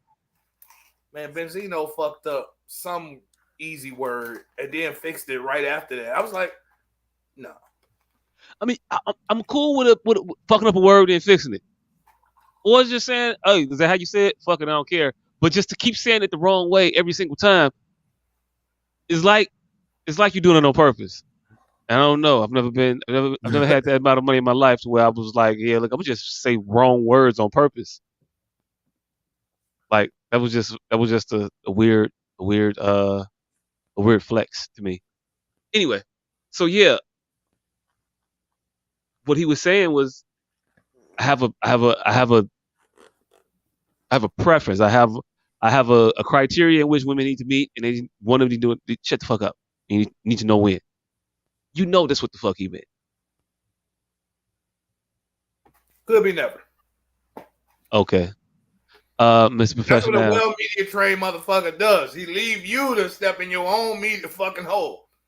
Nah. I shut up. I know what the fuck he meant. I know what the fuck he meant. I'm not gonna lie. I'm not gonna allow him the ability to just tell me that wasn't what it was. No, you're not gonna piss on my leg and tell me it's raining. No, I understood what the fuck that was. You want bitches to shut the fuck up sometimes. Not all the time.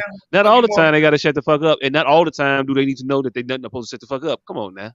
But that nigga, he said, if you pay attention, this is how I know he was being ambiguous on purpose. That motherfucker say, "Oh no, I'm not finna turn on my woman." He did. So yeah. Nah, he said, "I'm not finna turn on my black queens like that. You're not finna get me to ride out." That's what he said. Mm. And look, I don't want to get into the weeds of it. I'd rather have the conversation about the topic. Okay. All right, go ahead. Nah, y'all go. I posed the question. What y'all think about his statements? He said he's not sure where he's coming from. He don't not you. He said he's not sure where he's coming from. He don't understand the particular stance he's holding. So he don't want to judge him. I don't know who he was describing. I think I know who he was describing. I think I got a pretty good assessment of where he's coming from. So I got an opinion. Do you have enough information to go on, Mr. Professional? Yeah, I feel like that's his opinion and that's what he wants. So, good for fucking him. And that should be the end of that. Wait, let me pose a question. What group of motherfuckers were the most vocal about, if any? What group, if any, were the most vocal about this? Liberal individuals. I saw Stephen A. Smith go on a 10-minute tangent of agreeing with this motherfucker, but saying that he was wrong because it was hurtful, but not saying that he was wrong because it was untrue. I saw Shannon Sharp say, "Hey, look, I'm not gonna let y'all misconstrue what that man said," and they had the conversation from more of a standpoint of he's not gonna get kicked. I'm gonna finish. He's not gonna get kicked out the league based on this statement, because the statements weren't really all that fucked up. It's more so about his play, and that's what you need to focus on. Then I saw news. About the people who made these people respond, because it's not a story until a group stood up and started.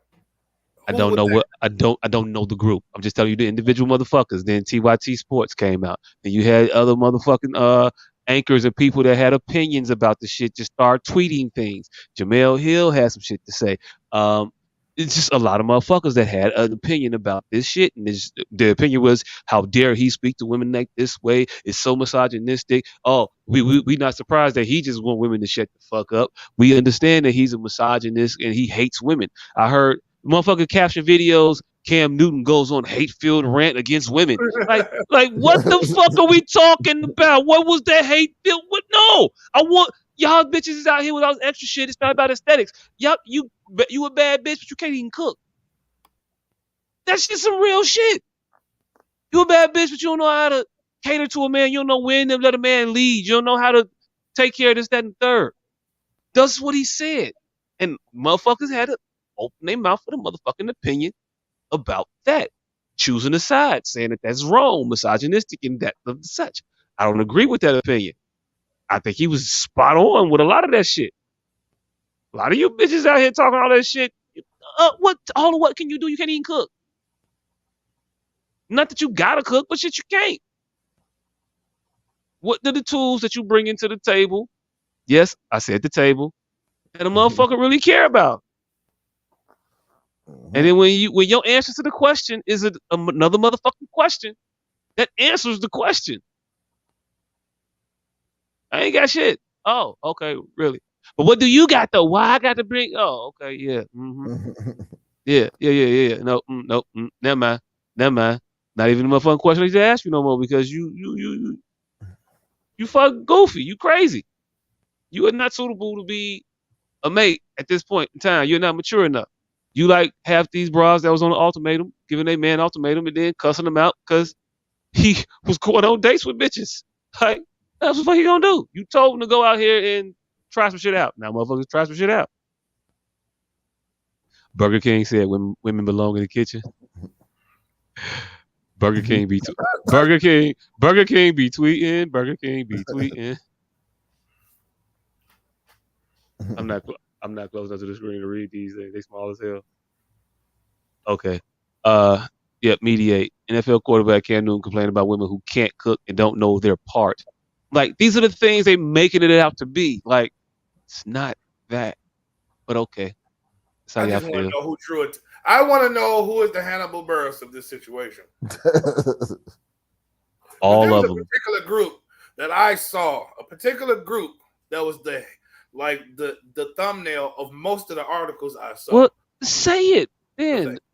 This motherfucker don't never want to. Cam Newton and them bitches ain't finna get me to be the only one to say this shit. No. I would like for you to say it. I don't know. Can I be one of the people? I mean, if it's like me, Cam Newton, them other motherfuckers, and the actual professional. No. But I will say some shit that's gonna get us banned, right? I won't say that shit, but I will say this shit. Like, we do realize that most of the people in the Holocaust had to identify themselves, correct? All right, I just want to say that. How did this get there? I mean, because it was either that or take down my own group. Nope, I'm prepared. We were gonna get canceled tonight. It wasn't gonna be for me taking down my own fucking group. I'm prepared. Prepared. You can speak. Oh.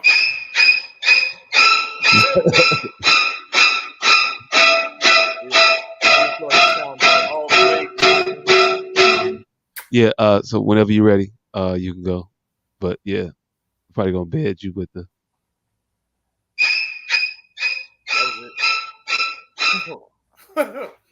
Like I said, the people that I saw take the biggest offense to, I didn't get what he said. I didn't find anything wrong with him having an opinion about how he want his woman. Okay. To the second part of that, I think all you motherfuckers are disingenuous hacks when you try to portray that man's words as hateful to women. He was judgmental, and he was judgmental about what he expects. But I don't think it's hateful towards women. I don't think it's misogynistic. It sounded a little barefooty in the kitchen. I mean, but just because of his word choice, not the connotation nor the context. What is it when a man's being misogynistic to or when not even take man out of it? What is it when a person is being misogynistic towards a man? What's that called? Patronistic. That's what patronistic. Patronizing. It sounds like the word for just people. How you talk to dumb motherfuckers. Everybody, right? Right. They get lumped in. Patronized. God damn it. Misogynistic and I don't know. Something with a P. It's always pa. Mm-hmm. Motherfuckers came out with Cam Newton's Carfax. He got 4 children with a former girlfriend, Kia Proctor. And then, is this me snitching? Nah. Can you read it? Can you read a snitch? Hey, look. In 2019, you've been snitching all goddamn day, you damn snitch. Not me.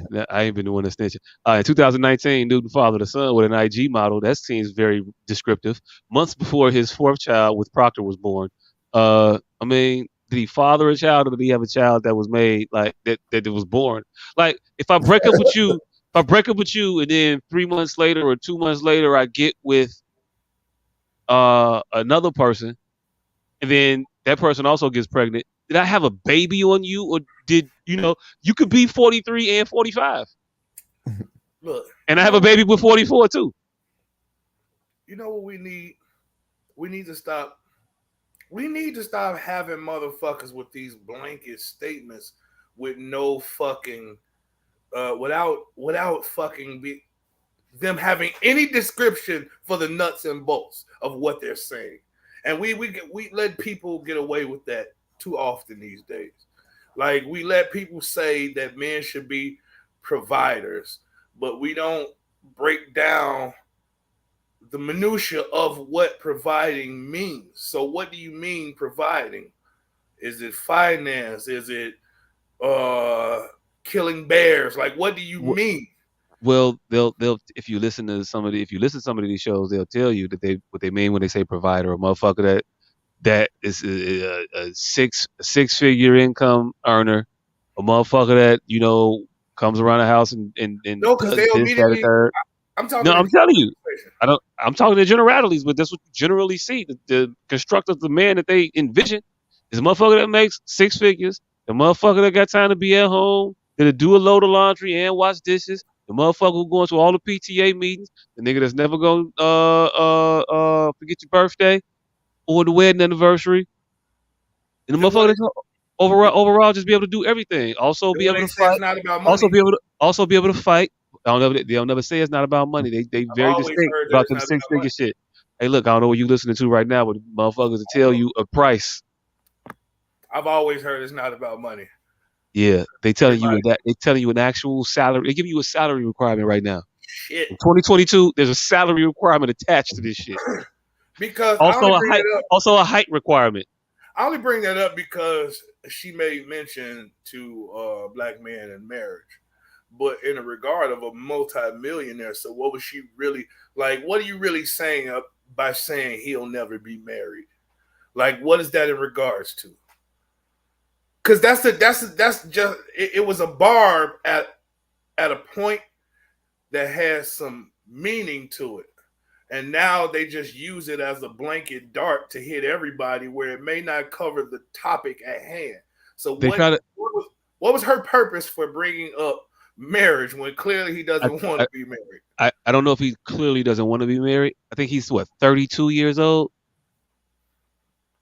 He's not exactly an old man by any stretch of imagination. So I don't know if marriage is off of his table or if he just focuses on his career. When you hear him talk, if you listen to the rest of the interview, you'll hear him talk about things how he handled his personal life in relation to his football career, and just having like a tunnel vision type of focus on nothing else really even matters outside of football and me achieving my greatness that is in my reach. So I don't know if that mentality spilled over to why he is not currently married, and if he gets married after the fact.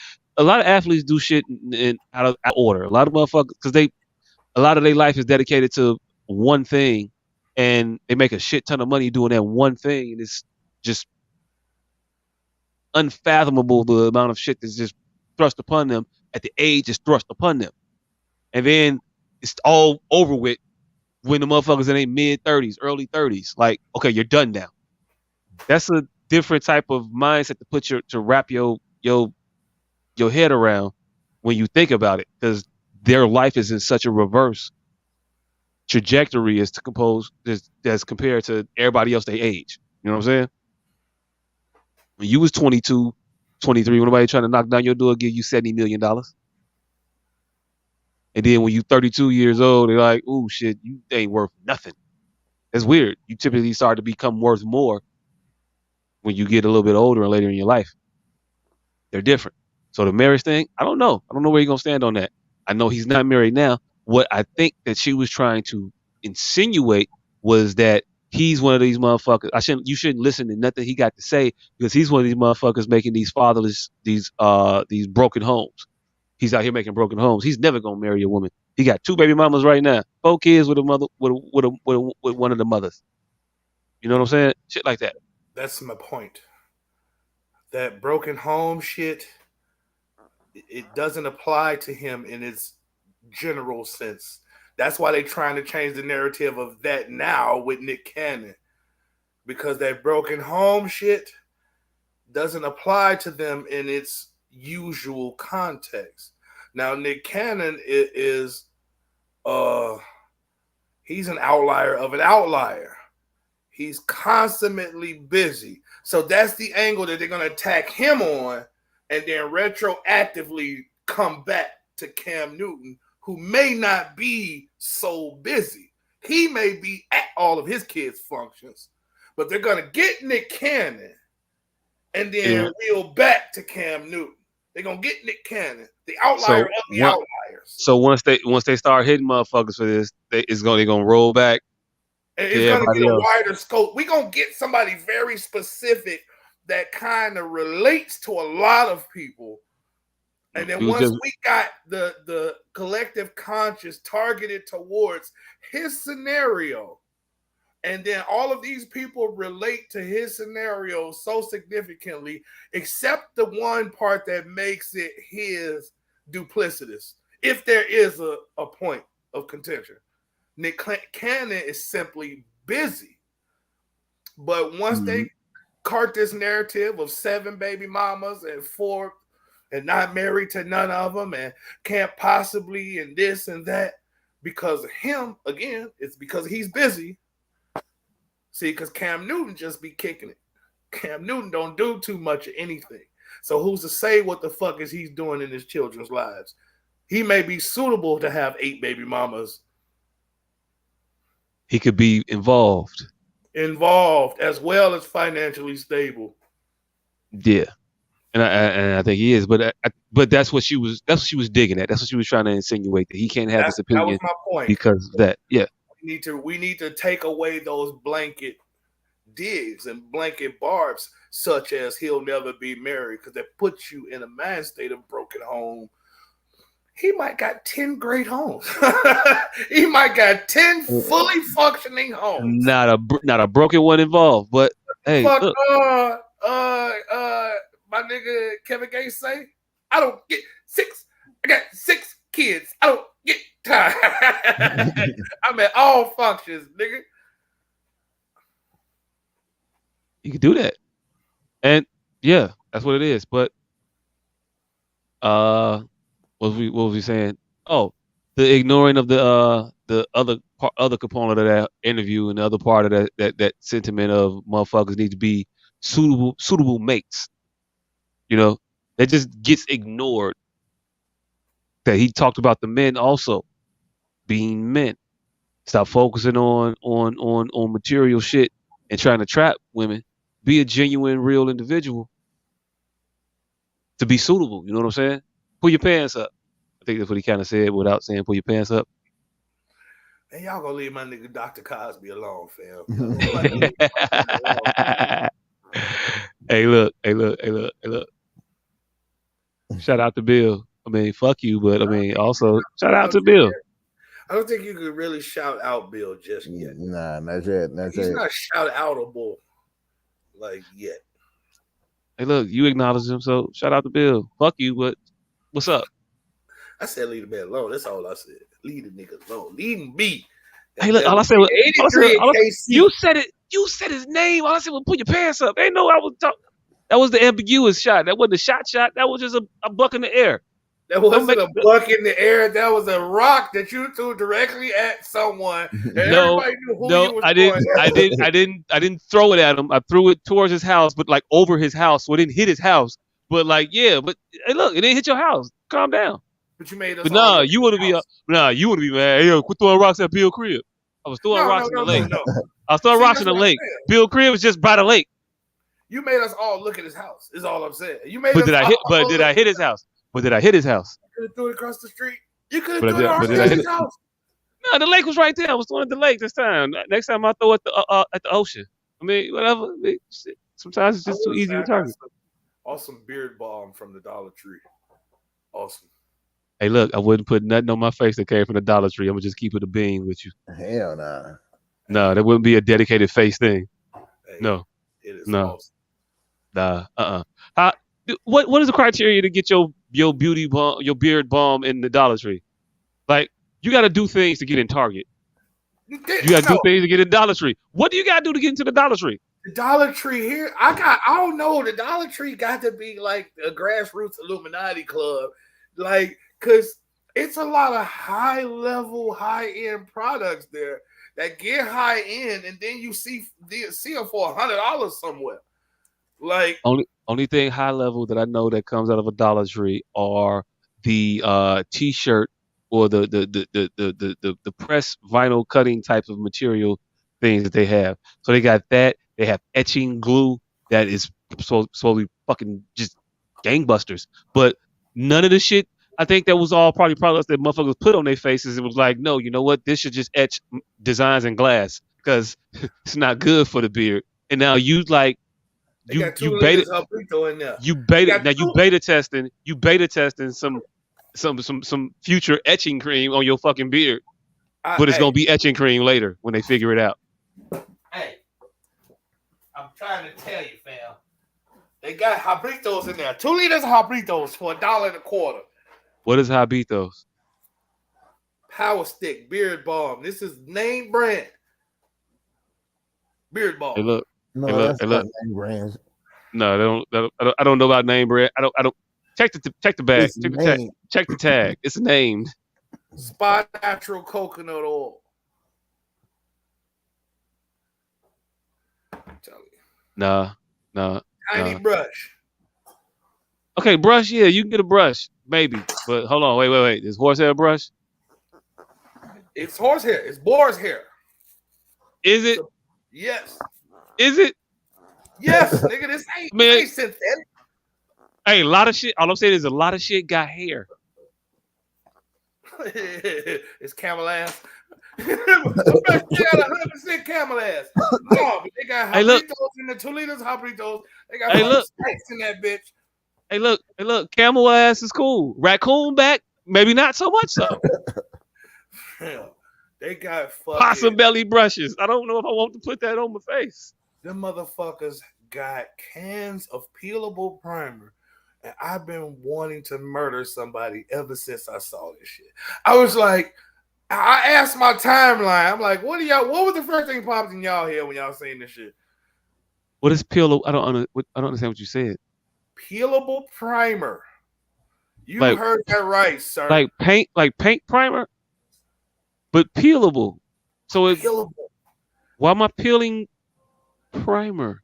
You can go murder people. How does that make me? See, something fucking wrong with me. I need to go see a fucking doctor. Yeah, you drew a bridge that. Do you get it? Nah. What the fuck are we doing with the primer? Shooting people in a blue car and pulling back up to your house in an orange car. Oh, you talking about the vinyls that they peel off? Yeah. Painted spray cans. Well, you can do that shit in 10 seconds. Hey, look. I immediately start thinking about murder. I don't. I can think about. I start drilling right there. I get it. in the bigger Grand Theft Auto scheme of things, yeah, just go to the paint shop, star level down. Like, I get it, but you don't play video games, though. So I'm getting it a little less. And hey, look, yeah, nah, hey, look, it's other applications for a quick accessorizing of a vehicle. I like this watch because I changed the face color depending on what I wear, and it's easy. I know it's like a little fashionista-ish, but I mean, it is what it is. I'm doing it, but it's easy. I will shoot somebody in a bright orange car and then go park in the alley across the street from the scene in a white car. Hey, look. And sit there and smoke my weed, watching them try to figure this shit the fuck out. And when they finally go home, I'm going to go home. This is fucked up. This is how fucked up you are, man. You could use these newfound like technological advances and aid your new fat man superhero capabilities that you've been blessed with after these 18 hours of sleeping, and marry these things together to be some kind of like crime fighting superpower. But no. You're choosing Lex Luthor. It sounds like Vigilante. It sounds like Batman. No, it sounds like Lex Luthor. I don't know, because you ain't saying you murdering like criminals or nothing. I shouldn't have to. See, that's the problem. It's the context you draw that speaks a lot about you. See, that's what Cam Newton did to you motherfuckers that I'm not gonna fall in. He speaks ambiguously, and you step into the trap, and you become the asshole. Hey, look. Kudos to you if that's what you were doing. I wasn't. But I'm media trained. I'm media trained. You knew exactly what I was talking about. But I didn't say that, though. It's all I'm saying. I didn't fucking say that. A motherfucker said a joke today that nobody in the room understood, and they all called him an asshole. I'm like, how's he the asshole? Because y'all all got left by his joke. And because they were a consolidated group, it was like 13 of them motherfuckers. Everybody got the huffing and puffing. It just. So he was definitely. He was definitely the asshole. They just made him the asshole just by consolidating. This nigga said they was interviewing Carlos Miller, and that motherfucker said, "You on Wild 'N Out?" Clearly being facetious. Nobody caught it. Whole room thought he was serious, and because they all thought he was serious, he was the asshole. And when nobody backed down from it, I'm like, what the fuck? What the fuck am I watching? What the fuck am I watching? You're watching the world as it exists today. Yeah. What the fuck am I watching? And people are you an asshole based on your opinion. If your opinion is not my opinion, it wasn't even an opinion. It was a fucking joke. And nigga said, "You were on Wild 'N Out." Clearly, Carlos. The only reason he's here being interviewed is because he was on Wild 'N Out. But they thought he was an asshole, and they stuck with it, making him the asshole to everybody except me. I want to call a little podcast man. Hey, little podcast man, I know you're an asshole. I saw what happened, and because the whole room was together, you just look like an asshole. And you may go down in history as looking like an asshole because this room may affect the next room and the next room and the next room. And people may just huddle around you being an asshole. But I'm here. I saw what happened. I saw they missed your joke. And they're the assholes, little podcast dude. Nigga, history is written by the winners. He's an asshole. like a motherfucker. That's the long and short of it. We are the champion, my friend. This nigga is trying to fucking be Neo of this nigga's joke.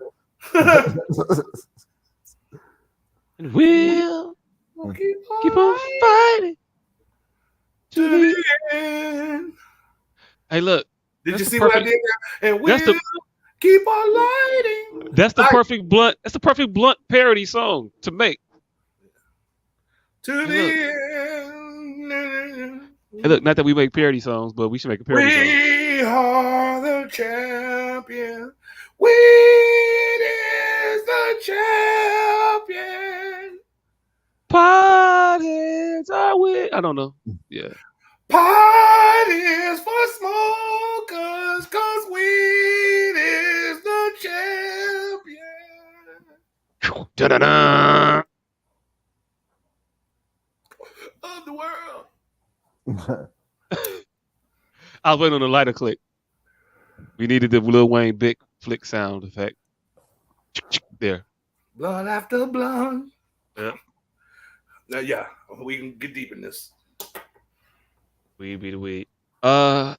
Shit. Nah.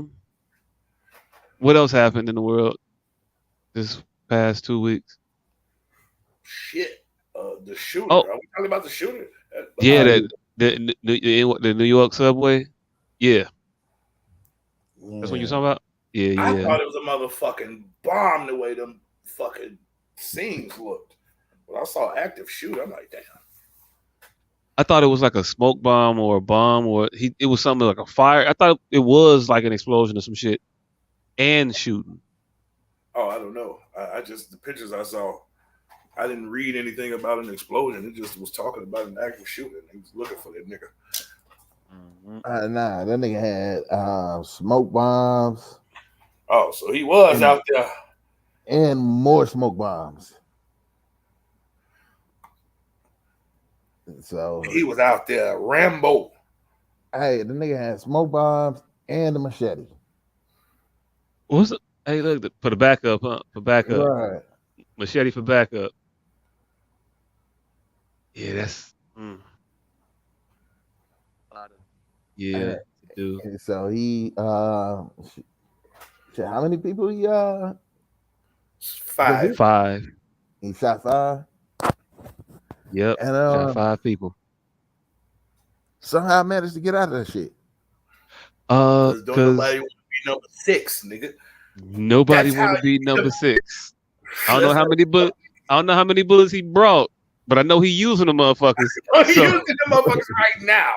So I know he's using the motherfuckers over here. Let me say that. So I'm gonna go over there and hope he don't come over there where I'm at. Mm-hmm. That's how you get away as an active shooter. Because nobody wants to be number 6. Trust me, number 4 and 5, it wasn't their choice either. Number 4 and 5 couldn't get over there fast enough.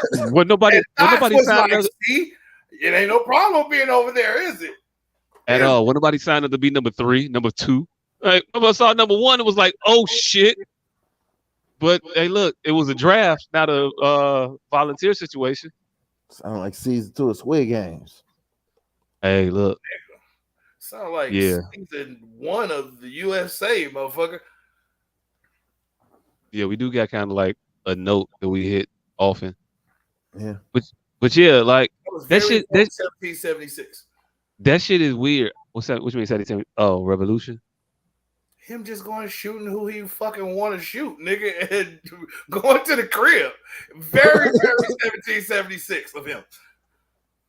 Hey, look, that was around the time when we could duel motherfuckers in the country. You could just duel whenever you felt like it. Hey, look, somebody ain't going home today.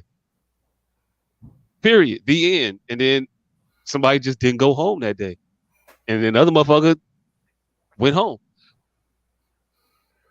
How the police didn't catch this motherfucker in the beefed up police presence that is the current state of the New York City subway patrol transit system? Like, they got a lot more cops now. They go play coronavirus protocols. Watch somehow. A cop didn't catch this motherfucker. A cop didn't see this motherfucker. They got cop cameras that didn't record shit. Like, these are things that are theirs that it was like, yep, didn't work, don't work. Nope, wasn't there. Man, I didn't see it. You saw it? Oh shit, I was around the corner. Other side. Like, a lot of shit that happened in order for this to like happen in the way it did, and then to him to get away. You know, I've never understood that. Like, it's not like an infinite number of trains nor routes. Like, you should be able to fund a cop. That's 3 shifts a day. What do you need? Maybe 6 people to alternate 3 shifts for a week, a 7-day period.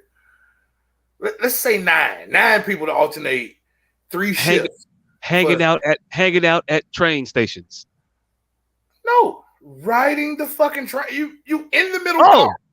Oh, well, yeah, that too. It gotta be like a very minuscule number. I'm no more than probably 112. Hey, look, I don't know if they need to ride the train. I don't know how to best approach the situation. I really don't. I don't know how many trains they got. I don't know how many police officers that would be, but it's a solvable fucking question. Like a motherfucker that was tasked with having to solve it would have access to these things. That, man, put a motherfucker on the cars. Man, put 2 or 3 motherfuckers at the stations. Man, how many people would that actually be? Write this shit out to figure out an actual plan, as opposed to just yelling, fund the police, like your president or your mayor of New York right now. But yeah, instead of just saying shit like that, we need more money. Put more cops on the street. Like, where the fuck are you putting the cops? And how many cops do you actually need? Why not make some of these privately held companies responsible for police? Oh, because that wouldn't be good at all. Yeah, nah. Why not? Nah. Hey, look, when it starts to become privately held shit that's involved with law enforcement, the law tend to get enforced a little differently. Just different when it's a bunch. I didn't say they have to be from these places, but they have to be paid and mandatorily paid. Hey, look, that's happening already. Hey, look, cops are mandatorily paid already by the city. No, privately held companies have police forces. Yeah, and that's not a good thing I don't think by any stretch of the imagination. I don't think that's a good thing at all. Hey, look, no. I don't get no satisfaction when I be at Walmart and say I want to speak to your manager. I'm not going to be getting pulled over and be like, I want to speak to your manager. Hey, look, no, that's not. I'm not going to be more satisfied by the Walmart of police. I think they're going to be worse. No, I ain't talking about them even fucking. I'm talking about them being where they're at. you be in the Walmart of police. The motherfuckers are at Walmart, so you ain't gonna get pulled over just randomly out of the street. I'm talking about the motherfuckers that they would have to send to Walmart are already there and employed by Walmart. Oh, you talking about private places having their own police force? I'm cool with that. I'm talking about police enforcement. Everything ain't public places ain't private though. What? We talking about the private facility. They should have They should have cops in that motherfucker instead of being able to call cops in that motherfucker. Okay, I was more so talking about crime that happens in society, not necessarily at the stores, but on the streets with the carjackings, the police. There's been an increase in New York City specifically. There's been an increase in transit crimes and attacks and shit like that after they didn't put more police there. You know what I'm saying? So I was talking about shit like that where the problem could be addressable by the government and not be controlled by a private entity, because then that private entity would have to act in public. And I don't know about you, but I know some of the people that like Kelly Services employees. You know Kelly Security, right? Yes. Yeah. I know some people that they employ. I'm not comfortable with them motherfuckers being jurisdictionally expanded. Are you comfortable with the Metro Police? No, not at all. Are you comfortable with University of Chicago Police? No, not at all. Oh, well, see, I'm comfortable with both of those factions of police. Oh, yeah, I'm not at all. They're paid by their companies, but they are Chicago police cops and police cops. And they stay the fuck out of my face. Stay over there on Metro property and get the fuck away from me. I'm comfortable with that. And they're not paid, and they're paid by the fucking private companies. Yeah, I've never agreed with University of Chicago police. I don't understand that. These are not University of Chicago streets. You at the promontory right now. Why the fuck are you here? And I gotta worry about you being over here trying to harass me, arrest me, or do some other shit. You have a gun. I don't want to have no issues. I don't. Oh, they're Chicago cops. Yeah, but like you work for the They're cool. just paid by the fucking university to patrol Nope. that particular place. Nope. I would give them. I would be all right with them on that specific property. Yes. Oh, you mean just in the University of Chicago, just on the building? Yeah. No, I'm cool anywhere outside of that. No. Of the campus. These motherfuckers, cool. they drive through the park. But I'm gonna tell you why I don't like it. Why it serves no purpose to me in particular. Because then you go to those private individuals and you say your car got broken into, they're gonna be of no help. If you're actually attacked and you want to get some assistance and you're a victim of some shit, they ain't gonna be of no fucking help. They're not doing anything to improve your actual quality of life. They're not doing that. So no, I'm not interested in that. I'm not interested in more untrained, unskilled individuals being put in this highly, I think, important, and it should be, highly qualified position. You should have to have a lot of credentials, a lot of things under your belt in order to be a fucking police officer and be able to go around holding the gun and be able to, do the shit that you're able to do as a police officer. There should be a lot of training involved in that, and everybody ain't supposed to make it. All right. And the motherfuckers that make it through Kelly Services or the university, all these other entities and shit like that, when we start letting the other motherfuckers have their own criteria in which they judge and hire and all that other shit, get a little different. You see how the motherfuckers are gonna get Nick Cannon and roll back and fucking scoop up fucking. I want you to replay what you just said. And you see how they go get Nick Cannon and roll back and get Cam Newton ass? This motherfucker started talking about he want more. I was talking about the police force. Wait, what? I thought you were saying you wanted more private. Police force. Private. Police. I thought you wanted more privatization of police. That's what we were talking about, and that's not what I want at all. I'm for less.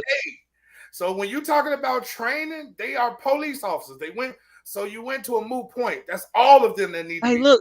So you having this as a function of, you think the changing of the motherfuckers who actually do the payroll is going to make this better? That's yeah. That don't, no.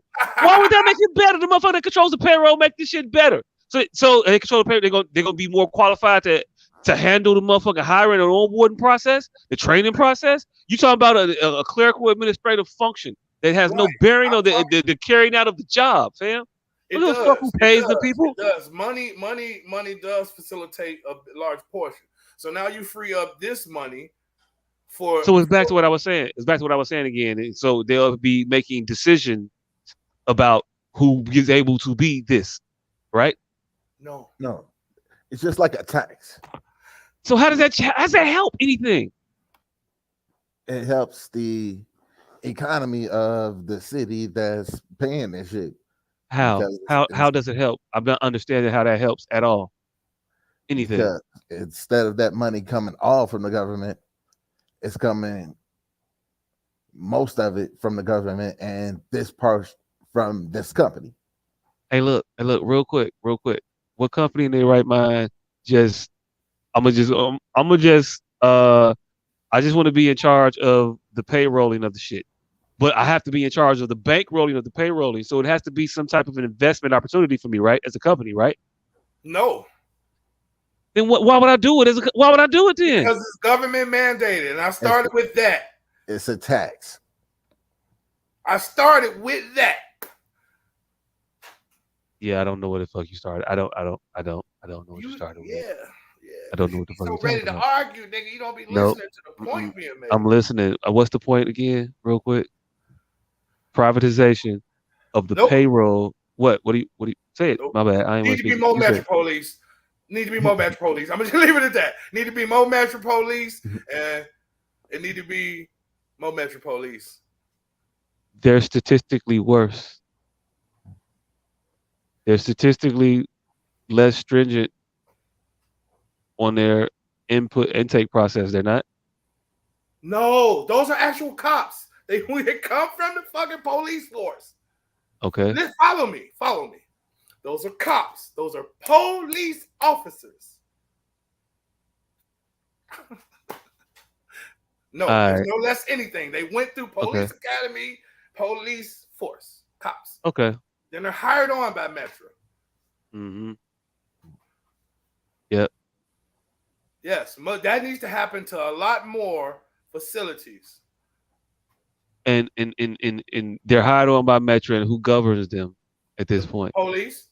The police still govern them. They still ruled by the police. Yep. So Metro just pays these individuals, and they just work for Metro.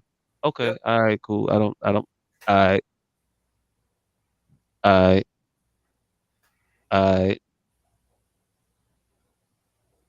Whoever's paying these motherfuckers needs to be picking better motherfuckers to be doing the jobs.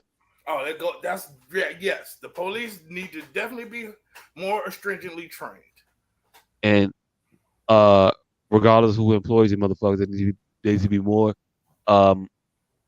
protections put in place and more ability for us to get quality police service. I don't know how the quality is going to be improved by the privatization of this shit.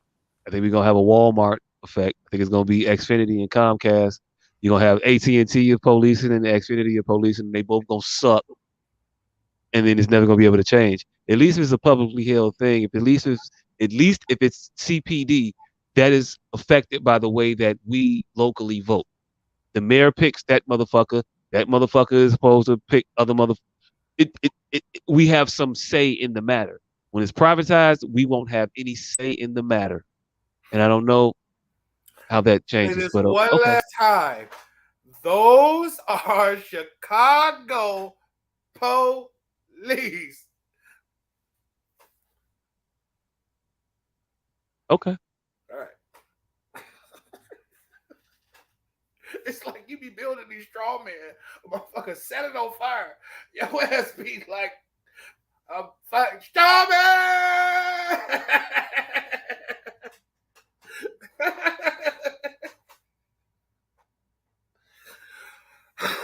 But yeah, so if we can find some way, let's just say the fucking transit authority in New York was a privately held company, like as is Pace. I don't think it would be a very tough task. I don't think it would even be that many cops.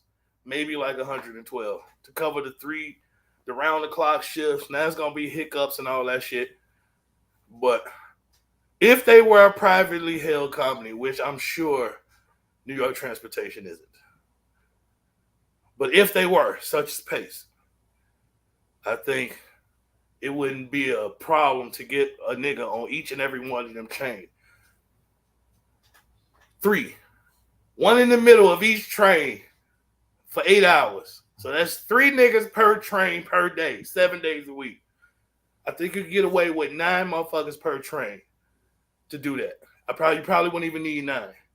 But I think you could get away with 9 motherfuckers per train. So however many train routes that is, I don't think that'll be an astronomical number of people.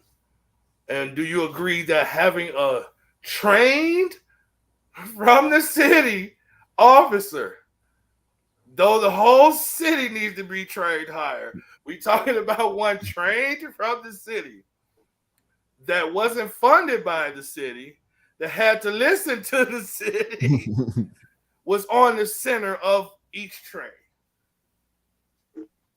Yeah, that'd be cool. Okay. Yep.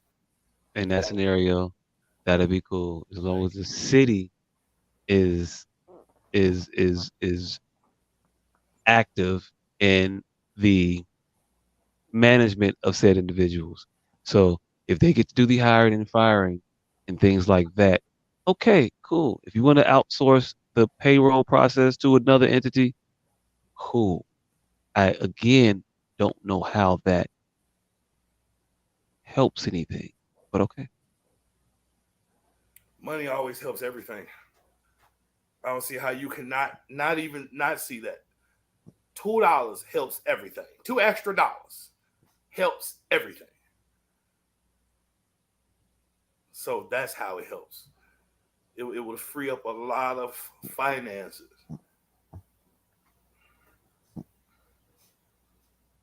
Yeah, okay. I would ask you to walk me through the logistics, but it's 11 o'clock on a Wednesday. Walk you through the logistics. It feels like a longer conversation than that. Like, Hell I don't know. no, it's How very does it, simple. how does this work in your construct? The 112 cops that's in this fictional rail system are now, what do they make? 48 base? 48 base. 112 of those are gone per year. So they're now employed. They're now paid by this fictional railway system. Hey, I don't know what you're gonna try to word trap me, nigga. No, so I'm not trying to word trap you. I'm just trying to make it simpler. So just put a title to it. BNC Railroad. BNT Railroad hires. They are responsible for paying the individual police officers that now patrol their railway building. Right? No, that now patrol railway building, railway action, railway property, whatever. But you make it CTA, whatever the fuck it is that you're advocating for, privatization and the entities to be able to hire their own police force.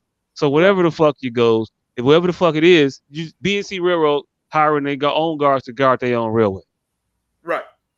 But the guards have to be trained by government or city Chicago Police Department, right? Yes, these are Chicago police. They report to Chicago police. They just picked from a Metro. They report to Chicago police. Yes, all that. They report to Chicago police. They're picked by Chicago police. They're managed by Chicago Police Department, whatever. But the only function of their job that they interact with is by the BNT. Oh no, because I'm simplifying it for you. The union, because that's how the union works. You know how the union works. All right, cool. Huh? If you don't want to explain it, just say that. Cool. I just explained it. You didn't though. You didn't explain it. You didn't explain it at all. Not in the least bit. Not in the least bit.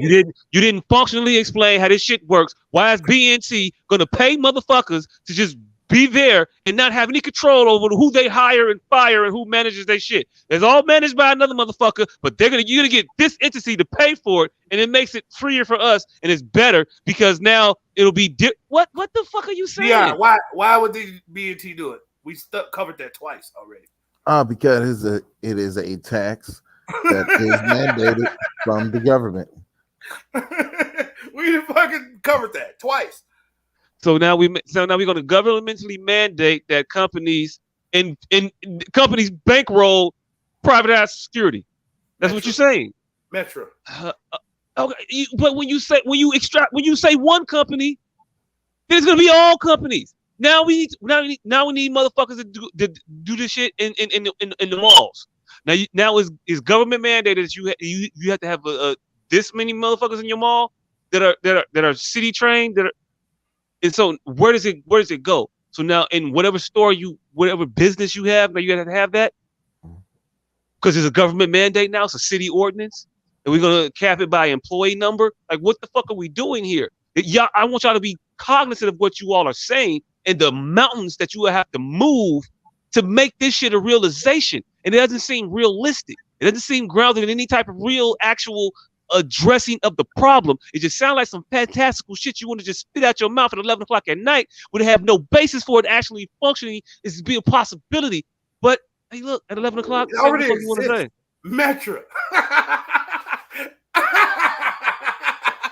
Like if we were just making this shit up, that'd be one thing. But it already fucking exists. Okay. That's right. You say so. You say so. They need to expound on Metro, nigga. That's it. That's all. And I'm talking about how the union works. You're in the union. And you're in your union. That's who you work for. But whoever hires you on, fuck them. You still report to your union. You still work for your union. I don't give a fuck who hire you, who pay your check. Your union get a cut, a large cut. Because they pay twice for you what they're going to pay normally. Your union get half, and you get the other half. So you know how this shit is already in effect. So I don't know why you even be like once you get into the corner realizing you was wrong, you get extra wrong and be like, No. But you know how this shit work already.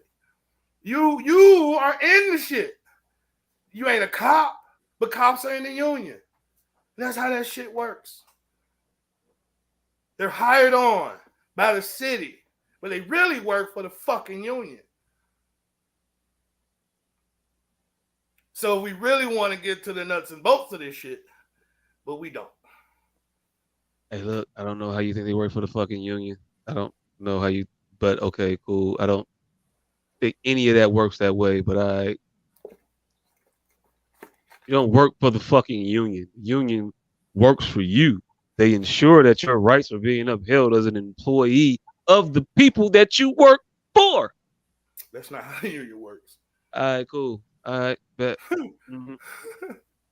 I think I described very elementally, Sesame Streetly wise, exactly how the fucking union works. That's definitely not how the union works. Yeah, that's why you pay them, because they work for you to uphold your rights as an employee to the people you work for. Yes, that's what they do. No. All right, cool. I don't know what to say.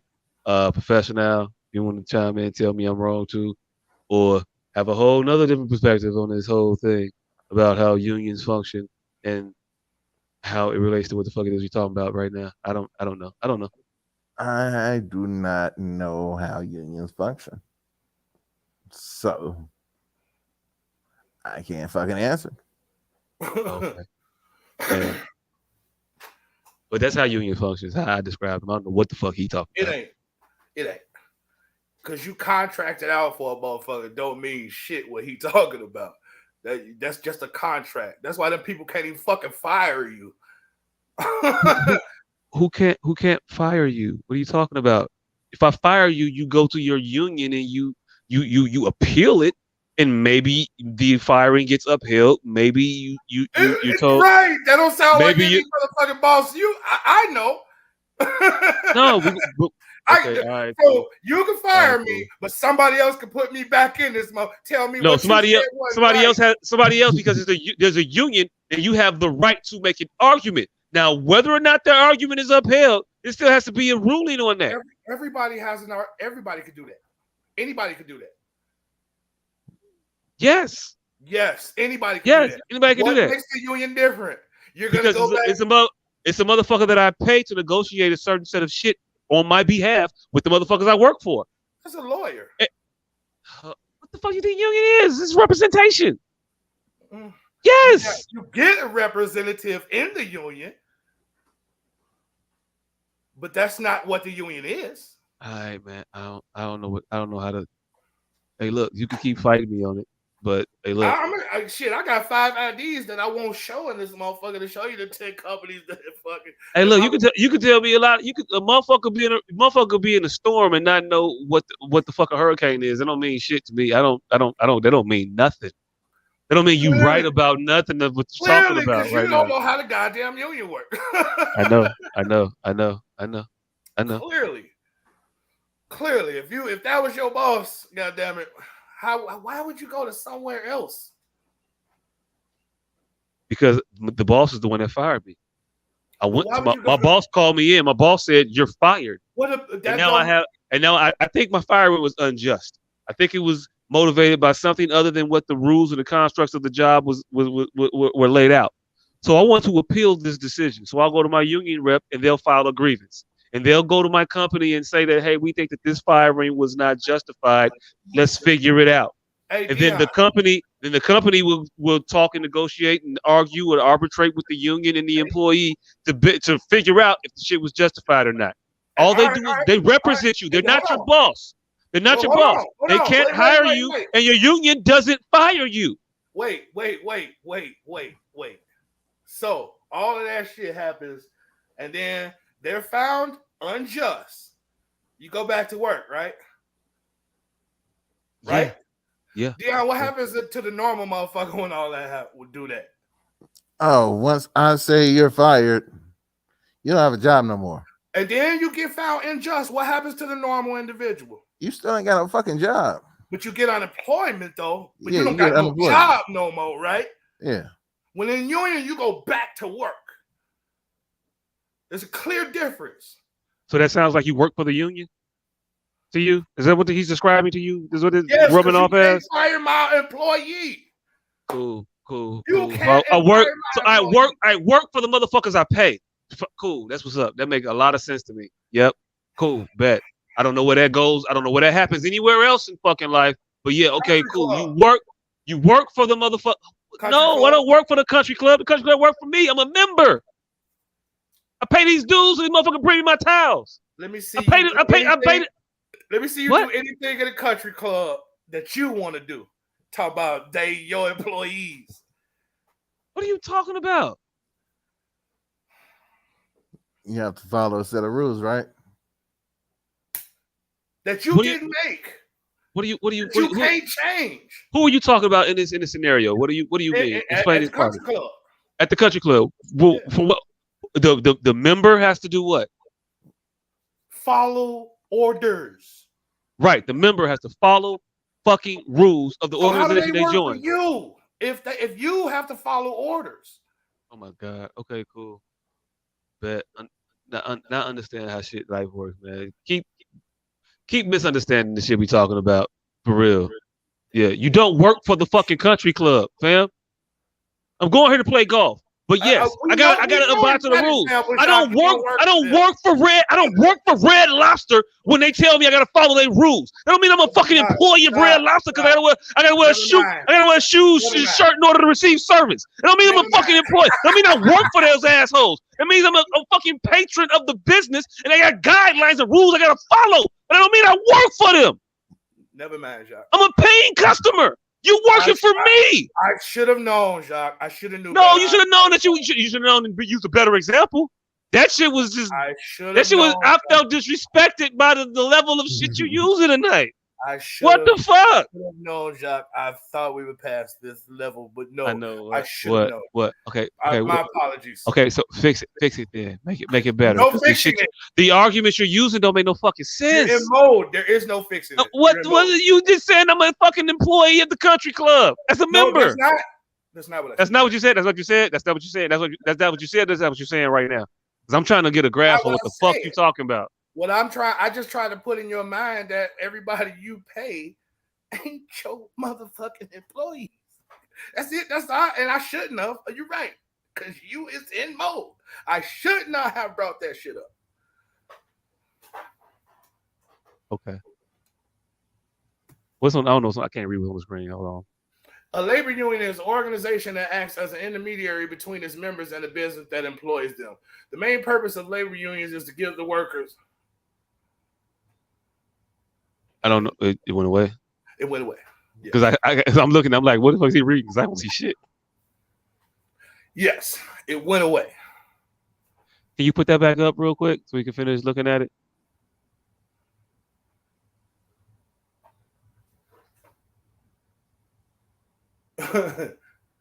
Man. But I'm a baby. I think my monitor is on a little delay.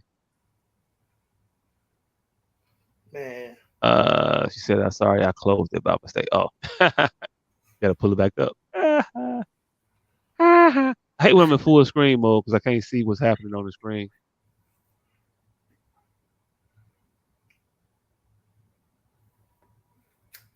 All right. Oh, okay. So it's back up. All right. The main purpose of labor unions is to give the workers the power to negotiate for more favorable working conditions and other benefits through collective bargaining. Okay. Cool. That just said gang. I'm with that. Okay, gang. Not the shit you trying to say though. I'm with gang. Gang? Cool. I thought that's exactly what the fuck I was describing. A gang? Motherfuckers who work for you, to negotiate and talk. They talk on behalf of you to your employer. They're the intermediary. Okay, whatever you want to call it. Who they work for? The employees or the company? The union. Who? Do they work for the members or the company? Who, the union? Yeah. The union don't work for nobody. The union work for themselves. Mm-hmm. They're members, fam. Unions have historically formed to ensure fam. Do you understand why everybody in the union is on the same? There is no hierarchy in the union. There is no boss in the union. Well, you ever wondered why? Because it's a gang. This shit, I don't know what the fuck. Like, you know what the union is. Like, we just described everything the union does. So those eloquently posed words. I know, right? You don't like the fucking words. For some reason, you the word. No, the fucking words don't mean shit to you. We just described what employment means. And we just said that they cannot fire you. Like, no, like can't. When they fire you, you are fired. Now, you can talk about it and maybe get your shit back and get reinstated and is thrown out or whatever, but you are fired. And you have to file a grievance in order to not be fired anymore. But when the average motherfucker does that, they when the non-union motherfucker does that, even if you in the union and you get fired, you get an unemployment check. What the fuck are you talking about? Why are you bringing this? You go back to work. No, you in the union and you get fired. You get fired, motherfucker. If you're in the union, when it's fired, file a grievance and you still fired, you're fired. You can't get an unemployment check then? Unionized workers do not get fired. What you tell me? Under those guises. They get unemployment for layoffs. Unionized workers don't get unemployment for getting fired. Unionized workers, sir. No. Okay. They go back to work. All right. Okay. So unionized workers don't get unemployment. Yes, for layoffs, but not for grievances. They go back to work. You fired them unjustly, they go back to work. No, hold on. So you mean to tell me that every time a motherfucker file a grievance, they get their job back? Because there's plenty of fucking occasions where you can file a grievance and it don't work, right? If you fucked up, you fucked up. If you didn't fuck up, you go back to work. So let's say, what are we saying? Yes, if you didn't fuck up, yes, 100% of the time you're going back to work. And if your firing is upheld, you don't get unemployment. Is what you're saying? No, you don't. If you're fired uphill, you don't get unemployment. All right. No, you don't. Okay. Cool. I don't have the capacity nor the desire to look that shit up to see if you're right. I don't think you are, but I don't really give a fuck. Hell to get unemployment. Nobody on the planet. You don't have to look that up. You know that. When you lose your job, you can get unemployment. Yeah. Firing, sir. Fired. A layoff, not furlough. Firing as an active firing. Yeah, you don't work here no more. Downsizing, not a layoff. What's the difference, fam? I don't know. What are you trying to make this be? The difference is. And you don't work here no more. You don't work here no more. So if I get fired, I can't get unemployment because I don't work here no more? No. Call it whatever the fuck you want to call it. I don't work here no more. Tuesday, I can't come in. If you get fired justly, no, you can't get unemployment. If you get fired unjustly, as a layman, you get unemployment. As a unionized worker, you go back to fucking work. You don't even have the option to collect unemployment. You have to go back to work. I don't know. I don't know. I don't know. I don't know what to tell you. You get back pay and all that. And you have to go back to work. Yeah, all right. The only way they could get out of that is to break the contract with all of the workers. And all of y'all gotta go. Hey, look, people, don't get your unionization advice from this man. We are responsible if you follow his rhetoric. It's on you. But yeah, we put it up on the screen how that shit works, what it is, and what they doing. A pimple, a pistol, and a king. Yeah, just don't.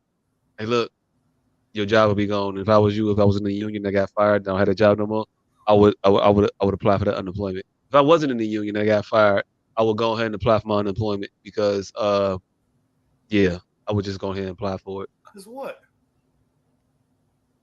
Because you see how you build another straw man? Yeah, go for it.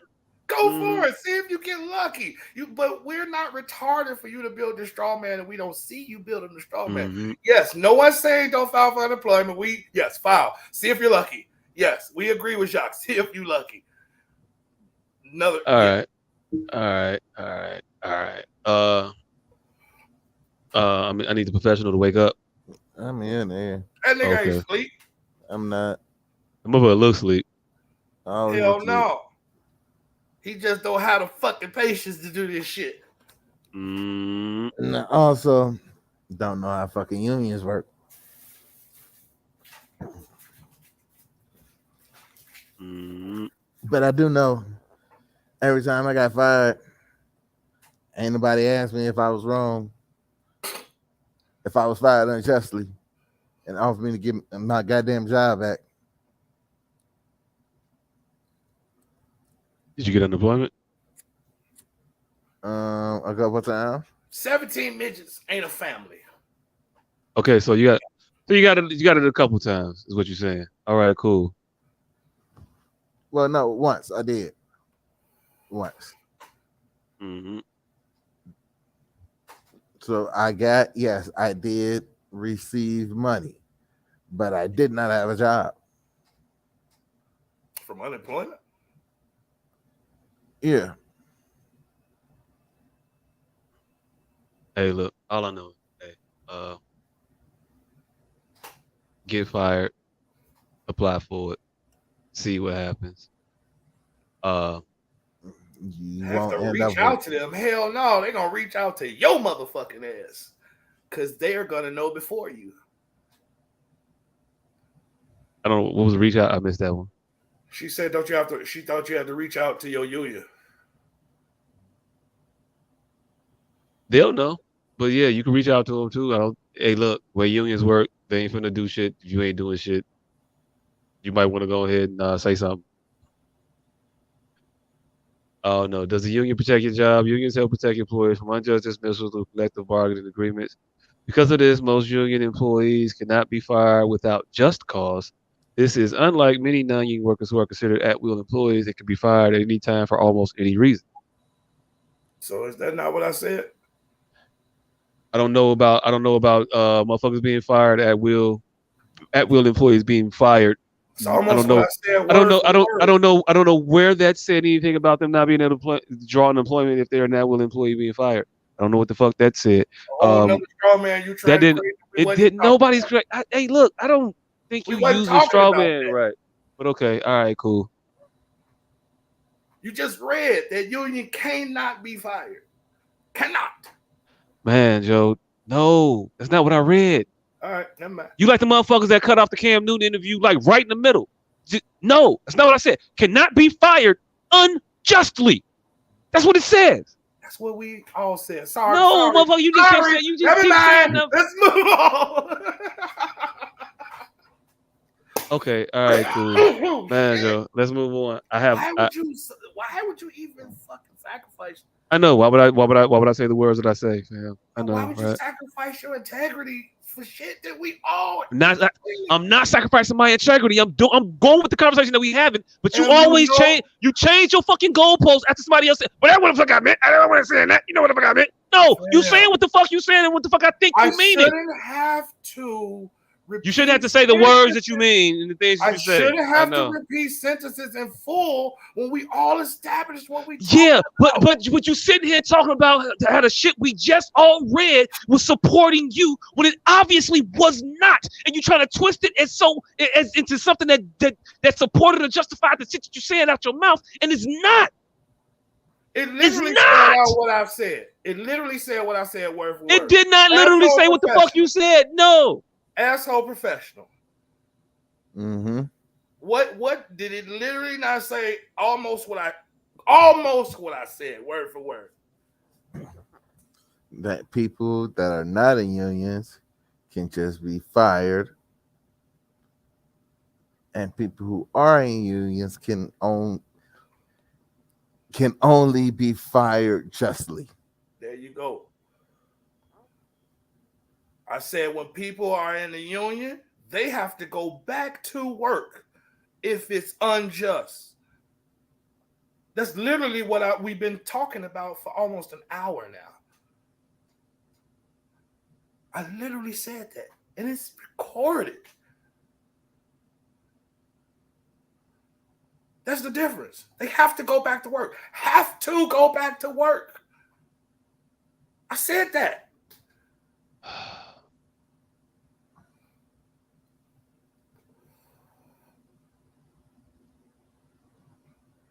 I'm not going to beat a dead horse. We can move on to the next topic. You all got that, so we cool. All right, moving on. What else happened in the world of note? Mike Tyson selling pieces of Holyfield ear to get high on. Is that right? It ain't wrong. Sell my ear. It ain't wrong. It ain't wrong. Your teeth, nigga. It ain't wrong. I mean, he got to cut him in on it, but it's not wrong. Fam, he already cut him out. Ear. Why is you not selling your teeth? Hey, look, cause I bit your ear, and like, man, if in next week Will Smith sell a Chris Rock slap NFT, then what? He could do that. I will fuck that nigga up. I will fuck that nigga up if I was him. Hey, not even a Chris Rock slap, just a picture of Chris Rock's face after he got slapped. No, it got to be the whole slap because the chunk is missing out the ear, my nigga. It got to be the whole. It got to be the whole slap. Hey, the whole slap. It's gonna be a GIF, NFT, whatever the fuck you want to make. It got to be the meme that's going around, nigga, with the follow through meme. Hey, look, if you want to sell it, hey, look, more power to you. I'm not gonna infringe your ability, your freedom to sell that shit. But I think that you should be at a point where we're comically, embracing the shit that you did and you not suffering. Like Tyson bit Holyfield ear damn near 25 years ago, and now he's coming out with ear bites because we're at a point where they say too soon all the time, right? Too soon. Question mark. You ain't got a too soon question mark this one. It's like right on time. Go ahead. They friends now. They friends now, right? So, they've made commercials about this motherfucker biting this man's ear. Oh, clearly they've talked about it. But hey, nigga, this ain't finna be. You not finna re-profitize off fucking me up. It's just no. I'm not finna profitize off. Maybe just as a joke. But you ain't gonna joke about fucking me up, fam. It's just not gonna happen. You bit me twice, nigga. Hey, look. Does it conceptually change it at all in the context that they were in? Because no. Tyson and Holyfield, as far as being like, man, you ain't gonna do that because they actually had a fight. Holyfield won that fight. He was whooping Tyson ass. Decidedly was winning that fight when he did that shit. So it's not like he did that shit. I beat his ass and he did that shit. So does that take some of the sting of it happening off? Because I whooped your ass. So I could always hang my hat up. I beat your ass, man. What are you talking about? I'm not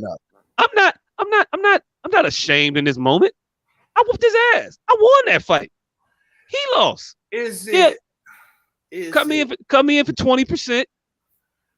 I'll negotiate to 15, maybe 10, but I'm gonna get a check off of it, and I'm gonna laugh at it with you. Like, yeah, what's up?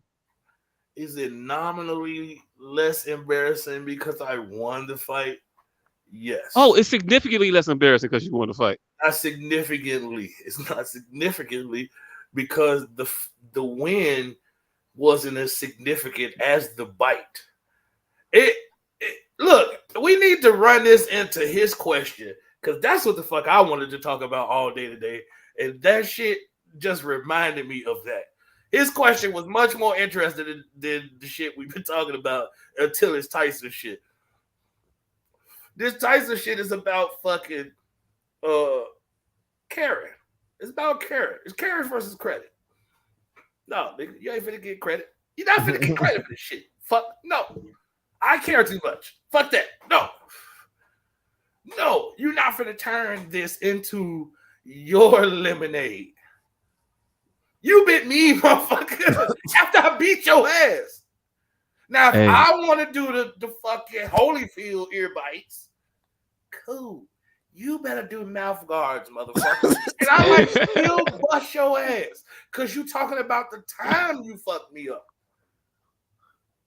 No, technically, you talking about that time that you did some bullshit while I was fucking you up. Technically, that's what you talk. That's what's happening. That's what's happening here. Tomato.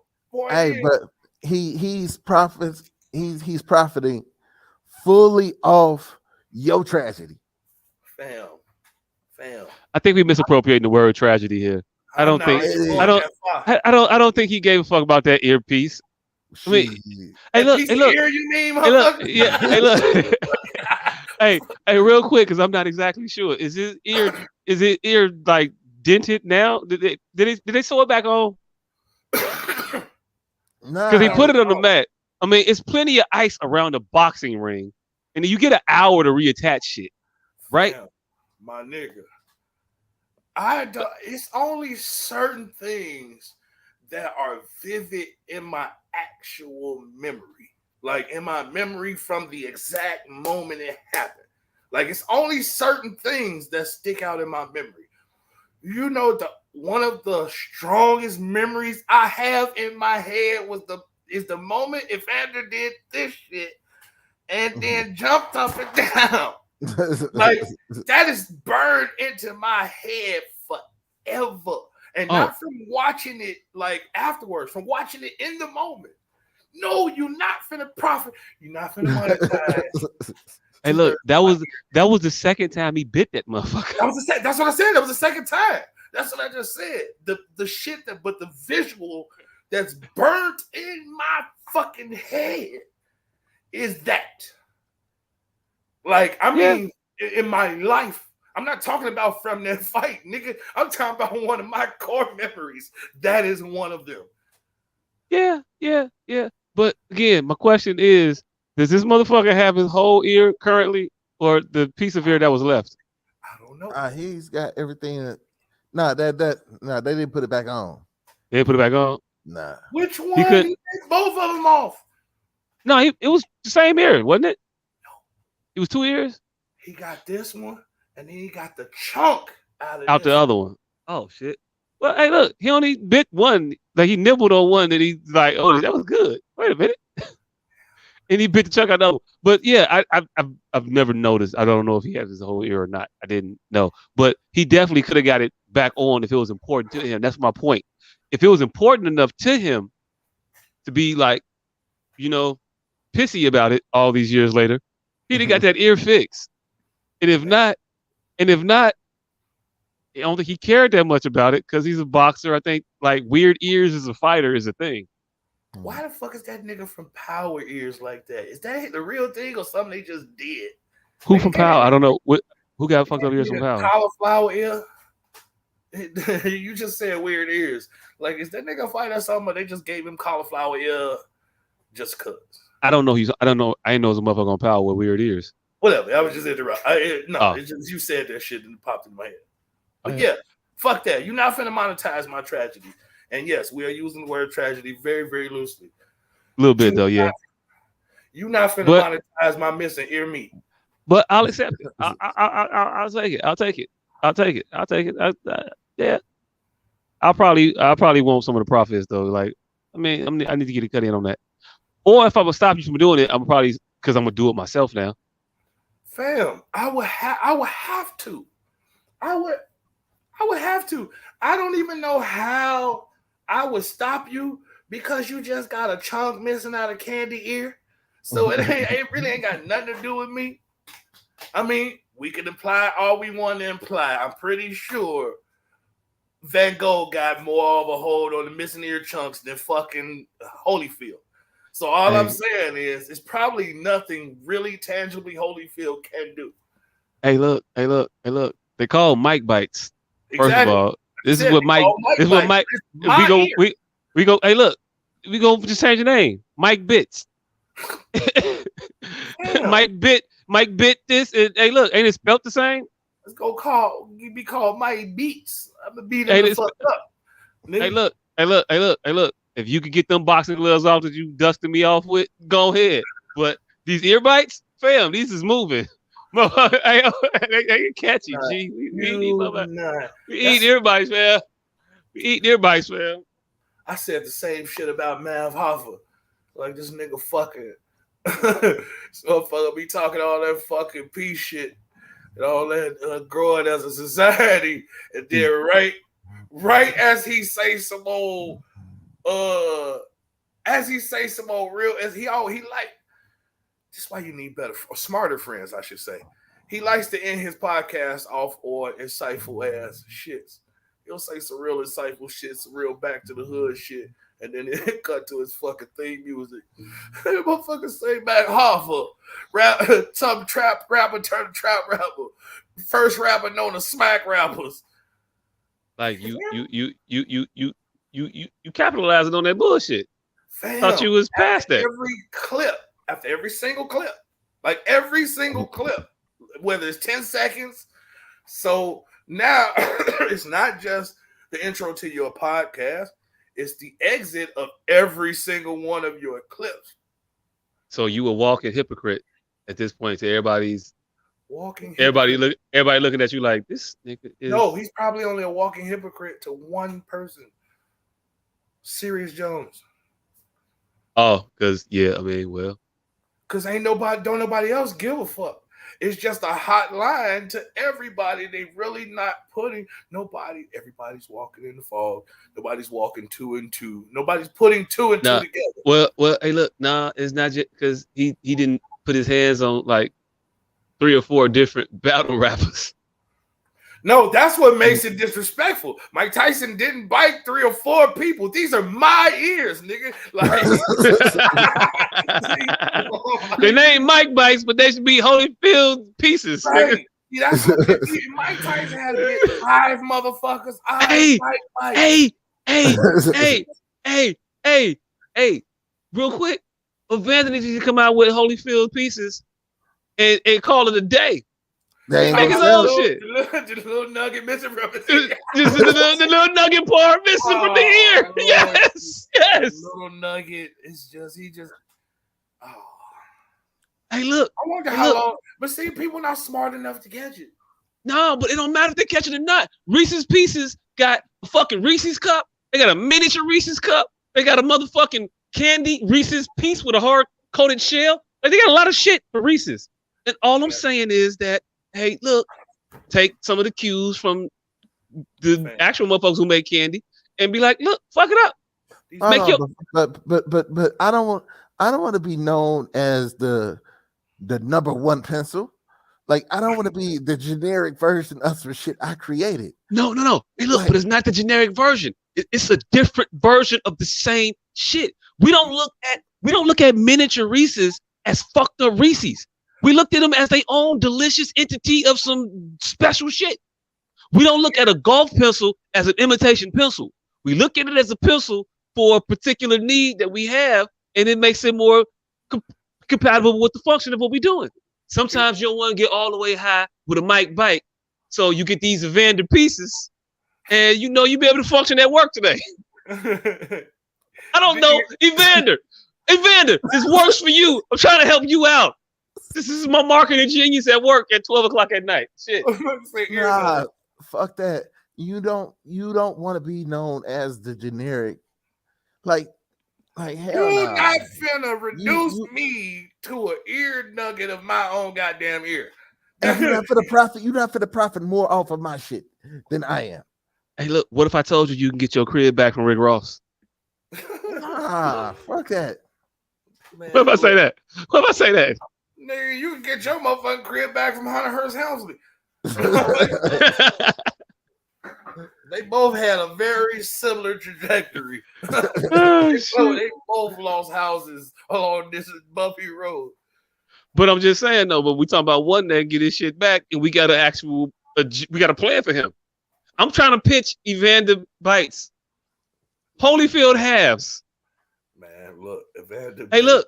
We don't look at half cashews as no less of a cashew than a whole cashew. There's a certain segment of motherfuckers who will bypass whole cashews to get the cashew halves, and that's the segment of the market we're trying to, cater to with Evander's bits or Holyfield's halves. Pause. Yeah, a little bit. I heard it in when I said it a little bit with that one. So we working on the name. We're working on the name. Mike Bites kind of. Yeah, now Mike Bites kind of don't sit right with me. It never sat right with me as an item, but now the title sounds kind of funny because Mike does bite. So no, Mike Bites. What the fuck? No, about that. Monetize my pain. You're not going to monetize my 30-year-old pain because you essentially are making fun of me. Nigga, that's my ear. Hey, like, that's my ear. Hey, look, that's like the most passive aggressive ass insult. Hey, look, it's not necessarily an insult. It's like it's a clear cash grab, but off of my suffering. Like, that's what I'm saying. This situation ain't. People keep looking at it as our situation. No, it's not our situation. It was the day you assaulted me, nigga. That's not ours. That's like saying a rape victim. That was our day. No. Hey, look. That's wild that you said a card to commemorate the occasion. Really? No. Okay, I've moved past it. You've done your time. Hey, look. Hallmark definitely does not have this one covered. Damn. Remember that time I took it? Oh, look. Like, there's none of those in the section. Damn. That's a special order. That's a special order card. You got to go online for that one. You got to go to Hallmark.com to get that one. It's like Heaven's Gate Kool-Aid pouches. Hey, look. No, don't. Hey, look.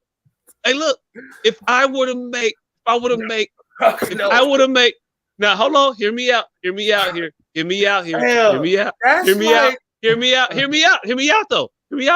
So if I were to make an edible-ized, it sounded weird, but you know what I mean, an edible-ized Kool-Aid packet. It had like very cherry, grape, strawberry, green. Because what the fuck flavor is green? You know what I'm saying? And sold to them, and all you had to do is add water, and you would get how I make your own crystallized personal crystal drink, whatever you want to call it, drink. Sounds amazing. And I wanted to just name it some shit that would put you in the mind state of getting really, really high. I called this particular drink Heaven's Gate. Because Jim Jones, nigga. No. Hey, look. What if this idea was presented by, say, a rapper? No. From the Dipset. I mean, Cam got his own lane with the performance enhancers. He got erectile dysfunction, products on the market. Now, if Jim Jones wanted to come out with a drink that made other claims to do other things for other people. It's like Oscar Mayer coming out with a Charbroil hot dog and calling them Waco weenies. I mean, is it any more weird than Moon Oink having a pig for their mascot? I'm just saying. It sounds it sounds weird till you see it in practice and nobody bats an eye. But technically, a pig trying to sell you ribs should be a problem, right? No, because he's an anthropomorphized pig. So he doesn't, like in Futurama, you got dogs that walk on 2 feet. You got dogs. Goofy. Well, Goofy was a cow. Goofy didn't own Pluto, is where we at. Even though one was a cow, I guess said, maybe. I don't know where I'm at today. Again, there's still one of them is anthropomorphized, one of them wear pants, and one of them don't, nigga. There's levels to this shit. Okay, cool. But all I'm saying is, so if Nabisco came out with some Waco-inspired s'mores, ooh, that too soon? It's been like 40 years, 30 years, 40 years, somewhere. Is that too soon? It's been about 30 years, damn near. Damn near 30 years. Been a while, but still, you can't talk about campfire-esque shit. And speaking of, the buildings was on fire, wasn't they? Didn't they burn? Oh, they burn, baby. Right, burn. right. So s'mores probably not the. I mean, if there was a motherfucker that wanted to, like a survivor that wanted to come out with like a line of s'mores products, it might be a little weird. But hey, look, I don't know. I guess I get your point with talking about the survivors of the things being able to do it, but not the FBI can't come out with their own s'mores flavored inspired Waco product line of desserts. Exactly. Be kind of in poor taste when the ATF to do it, and I guess. For Mike's, because I guess it's in poor taste, but hey, look, if Vanda gets 15%, I'm sure it's okay now. And it's all about the disposition of the person that's the victim. If they're cheerful about it, that's really the fucking point. It's about the disposition of the fucking victim, and in some cases in this new cancel culture era. The state pick up the case. Hey, look. There's definitely an Alex Jones, Sandy Hooks joke in here somewhere, but I'm too afraid to make it. Whoo, fam. This how worrisome Facebook is, right? I said something on Facebook that got me thinking the feds got my shit tapped because I should be in jail for this shit. Because if I got put in jail for the Pornhub shit, I actively say I got put in jail for saying to one of my close friends, don't make me get you kidnapped. I got in jail for that. I got in jail. The shit I said yesterday, I'm like, I didn't get put in jail for that shit. I said, hey, so you want to repeat it? So now, hey, look, we really delving into. We taking all the levels of snitchness. We covered all the snitch bases. So now we have some self snitching going on right now. We're adding self snitching. We added Vlad TV interviews to this. So, but it's like when you Vlad and you interviewing Vlad.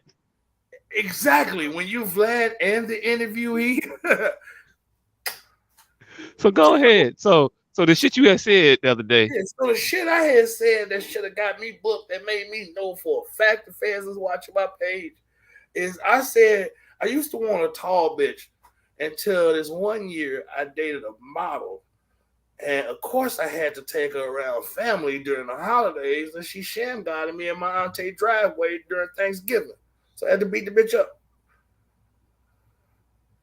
Ooh, yeah, the last part, definitely. I was like, where you going? Okay, well, yeah. Yep. I would think that one would, but nobody cares about female basketball players. Nobody cares about female basketball players. So is that what it is? Oh, yeah, that's what it is. That's what it is. Yeah. Boom. Hey, look, I saw they draft. It was. Ooh. Hey, look. It's okay to be an athlete and get a stylist, and not. It's okay. It's all right. It's cool. Well, damn. What the fuck was that nigga name? Shit. Who, Cam? No, you should send it right to him. That motherfucker that look like Phil Spector. He's the fucking radio host that fucking shouldn't have been covering female sports to begin with. Don Imus. Well, damn, Don Imus. Oh shit! I know. I didn't get no Don Imus references in the whole night, but I'm not Don Imus, but I'm just saying. What did you just say? Did you? All I said was they could Nappy benefit. headed hoes. No, they called that. They said with them. It was. I was talking about. I was referring first of all not to the quality, the texture of their hair. I was talking about the level of their attire. I was talking about all these raggedy ass pantsuits and church banquet outfits. I saw this motherfucker that was just like not up to par. All right, so you call them fucking doofy hoes. Either way, Don Imus, leave these ladies alone. Hey, look, I am not you. You are not Don Imus me. No, not at all. Because if I would have said it with a finger snap or a neck twist, it'd have been okay.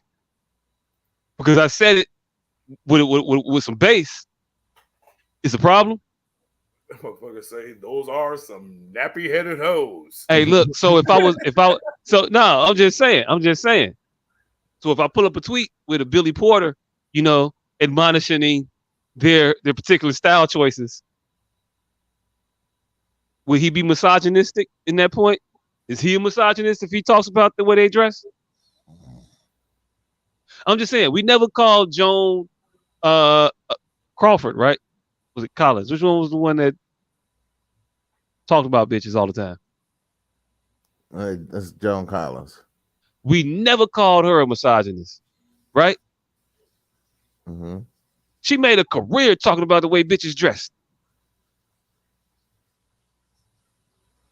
So I want to mention a plethora of pantsuits that weren't cut out for the event that they was doing. I'm wrong. I'm wrong because I took interest in the WNBA, for the umpteenth time, trying to give them a chance, and was again just disappointed by the product I saw in front of me. That's my fault. Yes, Don Imus. That's my fault. Problem. It isn't a problem. Fucking you being disappointed. It is the diarrhea of the mouth. Those are some nappy-headed hoes. No, those are just some ugly ass pantsuits. And hey, look, don't put silver sequins on nothing white.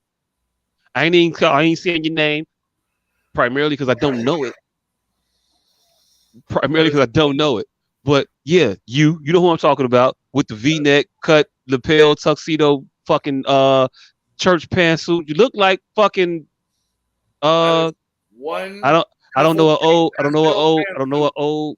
No, it was the white one, and she looked horrible. It was bad. It had sequins on it. I'm really, man. Shirley Caesar would probably sport that. I think she wore what she said: greens, beans, tomatoes, and all that other shit. You name it. Like you can't rock a you name it to the draft. Hey, that's not what the kids call drip. Hey, remember when Shirley Chisholm used to be an insult? But now nobody knows who Shirley Chisholm is. So now we gotta update all the insults and shit. Hey, look, Shirley Chisholm walked so Maxine Waters can run.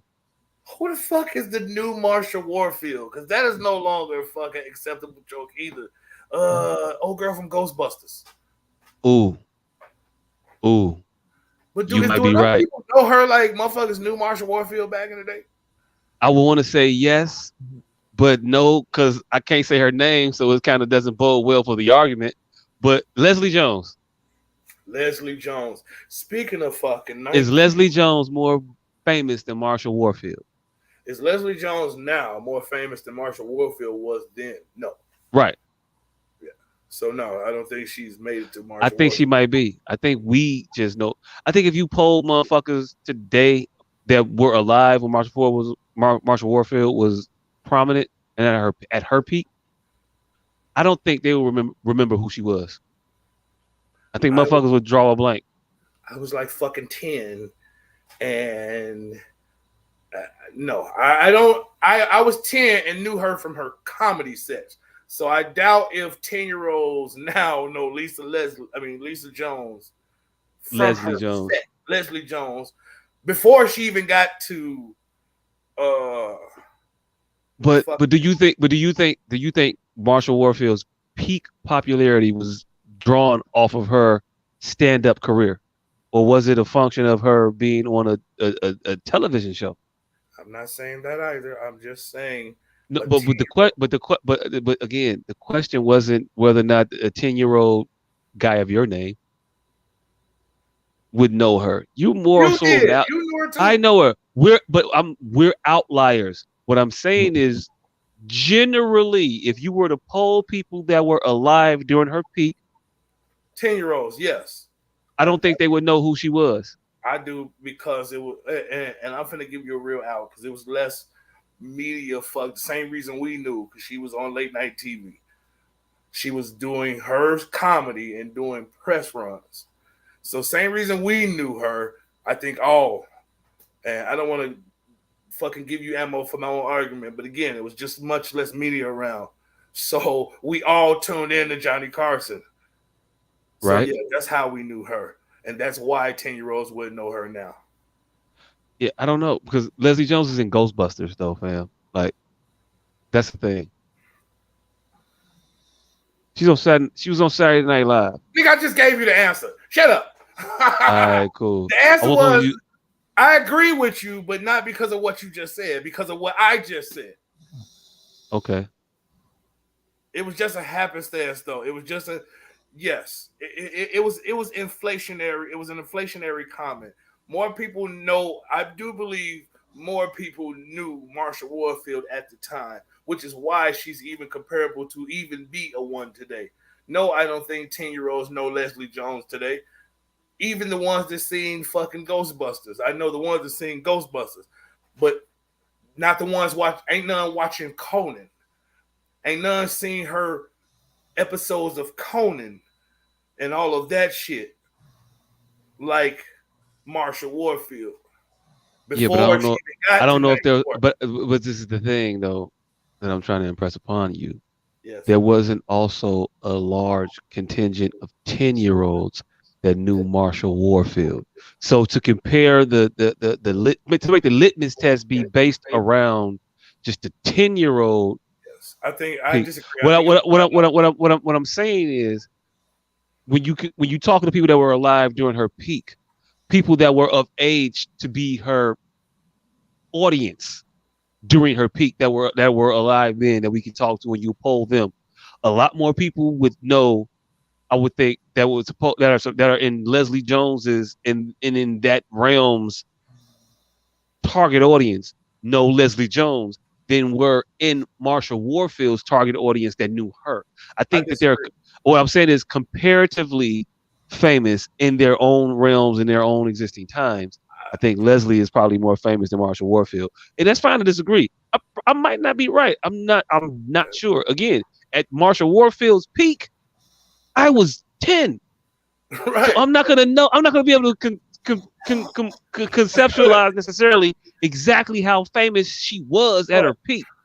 But this is the craziest shit. And Marsha Warfield brought up some whole other shit in my head. So I've been studying the fact that you're not supposed to fucking sit in jail at night. Did you know that? Wait, you not? No. Because they had Otis in jail at night all the time. Fam, nigga, it's supposed to be court 24 hours a day, 7 days a week. The first place jail. Oh, that's why the Marsha Warfield shit was in your head. Yes. Night Tell it court. to people. Thank you. Because it's supposed to be court 24 hours a day, 7 days a week. Because jail is a punishment. Police pick you up, you're just accused. That judge is supposed to pass judgment on you in whatever capacity to get you in a cell. So that's what they meant by a speedy trial? No, that just means within 90 days if you ask for it. But that is detrimental if they got your ass. You don't want that shit. It's certain ways around that shit too, but that's where the night court come from, because it's supposed to be a judge 24 hours a day. You're not supposed to go to a jail. You're supposed to go directly from your offense to a judge. And they're supposed to have like a bullpen holding cell there. But I guess since crime got so overwhelming that Ben stopped happening, they just let the night court go. They're like, well, shit, it's still niggas in jail, so we might well cut you night niggas out. Budget cuts took the night court judges out of there. Now we don't have no Sunday courts, ain't no night court. Hey, look, it's the union. It's the union's fault. Judges got a union. They said we ain't working nights and weekends no more. Nights nor weekends. How you tell your boss you ain't finna work nights and weekends? Get a union. Exactly. So clearly that motherfucker ain't your boss, nigga. You done told that nigga, hey, fam, I don't know this shit. I'm sorry. We came in, I said we was gonna do 12 to 12. No. Nope. Nah. 8 I o'clock. We got 8 o'clock. 8 o'clock. We got to be out of here. I gotta be out here at 8 o'clock. I need 2 lunches. I need a break. I need a smoke break. How you think you work for a company when you do shit like that? You nigga. How do you think you work for that company when you can go in there and do that? Because we gotta negotiate that shit with said company. They gotta agree to it. They typically have to agree to that particular type of shit in the contract, and then yes, boom. To contract you. To contract. No, but they agree to it with the union. The union goes in there typically and argues for said things. The company will agree with the union for those things, and now all the employees will be. Or they won't contract the union. And now the employees get those things, and the union asks for things that the employer would be like, nope. Hey, then you got to eat that. Nope, they ain't going. Y'all want to take it or not? And they'll vote on it, and they'll be like, okay, yeah, we'll do that. We'll agree to that contract. Yeah, the employees, the employees don't vote on these things when there's like. You talking about an already established contract. You talking about renegotiating the contract. I'm talking when the contract's up. Now we doing collective. Now we doing collective bargaining. That's a renegotiation. So if you understand that we just walked in this place and told you, I know you got some shit going on, but nah. How do you think you work for them? I know your list, your rules and shit is already in place. Your pay scale, your everything is already in place, but nah. I'm talking day one. I ain't talking renewing the contract. I'm talking day fucking one. You walk in that motherfucker, 40 of y'all. Well, it don't happen like that no more. They just send the one nigga now. But how do you feel? How do you feel like that I work for you in that regard? Jacques has a business. Yes. And ... walks up with 40 of his friends and say, I know you paying your peoples this, and you gonna continue to pay your peoples this. But me and my guys, you gonna pay us this. I mean, depending on the business, I'll tell you to go fuck yourself and fire all of you all, and you'll just deal with the consequences. We don't work that. We're not. Then I don't give a fuck if you don't work here. Then I don't care. Talk all that shit. It don't mean nothing to me. You don't work here. Right. My employees do what the fuck. You about to say your employees do what? My employees work for me. You not my employee. You don't work for me. Exactly. I'm not your employee. And so if you don't choose to take my demands, I won't be on your floor. Not your demands, my demands. What? What the fuck are you saying? I'm confused. You got a pay scale at your company that everybody that comes me as Jacques entities. Jacques entities. Everybody that comes in and do my job has a pay scale. Yep. But simply because I'm with these 40 motherfuckers, I come up and say, not only am I not taking that pay, but I want 2 extra breaks. I want paid leave, company this and that, this and that. How? Because how possibly do you think I work for you in that regard? You don't, and you won't. You can't come up to me demanding shit with not being. What are you talking about? I'm saying, okay, you hear me and you go, yeah, we like your demands. You come here. How do you think I work for you in that regard? I just made you change your whole shit. I may work in your facility, but why do you think I worked for you? Because we agreed upon some shit, and now you work for me, fam. What the fuck are you not understanding about an employee-employer relationship? I employ you to do a job. You agree to do said job based on a certain set of parameters. But after those parameters are set, fam, you work for me. I agree to that shit. I agree to this. Now, this is what you do in order to get this pay. You don't do this shit, you're not getting paid. All right. Again, I apologize for bringing it up because you're about to go back into the semantics. Oh my God. Because it's my fault because I said work for you when I should have stuck to boss. I should have stuck to boss. How do you think you my boss when you can't tell me to do anything? I can tell you do everything. I can tell you to do everything that I negotiated that I wanted you to do. I agree. No, I agree to your demands, or I don't agree to your demands. Demands. Yeah, look. Yeah, your demands. I can agree or not agree, and also I can demand shit as well. I can say you got to come in contractually at this set amount of hours. I can say you're gonna work for this amount of pay. Yes, because you asking me some shit, and I'm gonna. Fam, I don't understand how you not understand how these things work. Jock Enterprises is a private company, and I got employees that work here. If these employees want to, what the way you keep saying no? No, you got private employees that work there, but you have to hire 3 of me. Have to. Why? I got to. This is Jock. When the state decree this? Where has the state? Where has the state decreed? This is a unionized unionized job. All jobs in Chicago aren't union jobs. Now there are some jobs that you can't do in Chicago without being union. Yes. We're just talking about unions. We're not talking about all jobs. We're talking about unions. Yeah. Okay. Union. We're talking about unions. Yes. And you can start an Amazon. You can start an Amazon union at your branch at Amazon at your warehouse. Right. Then we're talking about that's a union. That's a union. Right. But that ain't every Amazon warehouse. That's your Amazon warehouse. We're only talking about the unions. We ain't talking about Amazon. We're talking about the unions. You're proving the point even more because they're not at every Amazon. They just there where they assembled, which is why companies stop them from doing that. And the Amazon facility that just in fucking in New York, the one I forget what fucking borough it was in, whichever one where AOC is the fucking that one. That Amazon facility has just voted to unionize. Those people that have voted to be in the union still work for Amazon. Their bosses are still their bosses. Now they voted to unionize. Now they're gonna have to negotiate with Amazon a set their own bosses.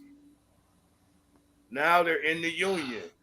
And that a negotiation isn't you setting some shit and me saying okay. A negotiation is us agreeing to some shit, right? Yeah. So now who's the enforcer of said shit? You don't have to agree to shit with your employees, fam. You don't have to agree to shit with your employees. I'm aware because I'm the boss. I don't have to agree to none of this shit. Hey, drop this pun, man. Man, you got to agree with the union, though. You have to. No, I don't. There could just not be a union here. I can fire that Amazon facility. Can just fire all of the employees. What? They could just fire everybody. Yes. Before they become a union. We're talking about the union, sir. Yes, fam. You know the union has to have a contract with the facility. If there is no contract, there is nothing to hold that facility in consequence. So you can unionize. You can unionize all you want. You can form a union. Yes. And I can say, fuck your union. Go ahead and leave, and bring in 700 more motherfuckers to work at my Amazon. Exactly. So who's the boss of the employees at this Amazon? The union. The employees, but you're not the boss of unionized workers. We talking about unionized workers, man. Stay on fucking task. And it's my fault for bringing this shit back up. Drop that goddamn pun. All right, cool. Get paid by the union, fam. Because they're your boss now. Because they're the ones who drop that pun. Yeah, run that pun. Because it's just me and him going back and forth. That nigga snap. Hey, I told you this motherfucker was going to sleep. You talking about he was fine? Nah, he okay. He cool. He all right. I said earlier. I ain't say shit about right now. I know you didn't say that right this second, but I saw the shit on the wall. I saw the writing on the wall. The unionized worker, Will Smith. Oh, Will Smith is definitely a unionized worker. He definitely got the fuck about his union. Hey, professional. This is not very professional. Oh, don't knock him out. Watch him sleep, motherfucker. Play the bullhorn on his ass. I thought that might be in the. Hold on, let me try this one. Smoke weed every day. Nothing. This is why we should have all our sponsors. We should. Man, Joe. Call that dog in there barking and shit.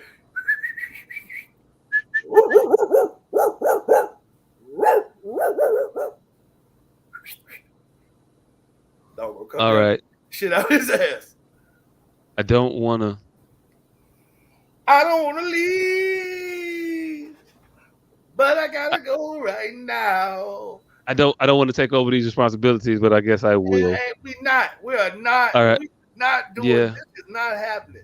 It's not gonna go on because it's already 2025. We're not gonna just not the show that would never end. We're not gonna do this shit until he just happens to wake up. This episode will never end. No. Again. No. We started podcast. No. I got one. He'll continue sleeping it forever just because this podcast will never end. Hey, look. So, why can't a leopard hide? Because he's always spotted. I'm gonna do 3. I'm gonna give him the WWE 3 count. Why did the football coach go to the bank? To get his quarterback. All right. We're gonna get topical here to close us out. I don't know if this is a pun or a gripe. Air used to be free at the gas station. Now it costs $2.50. You want to know why? Inflation. Yeah.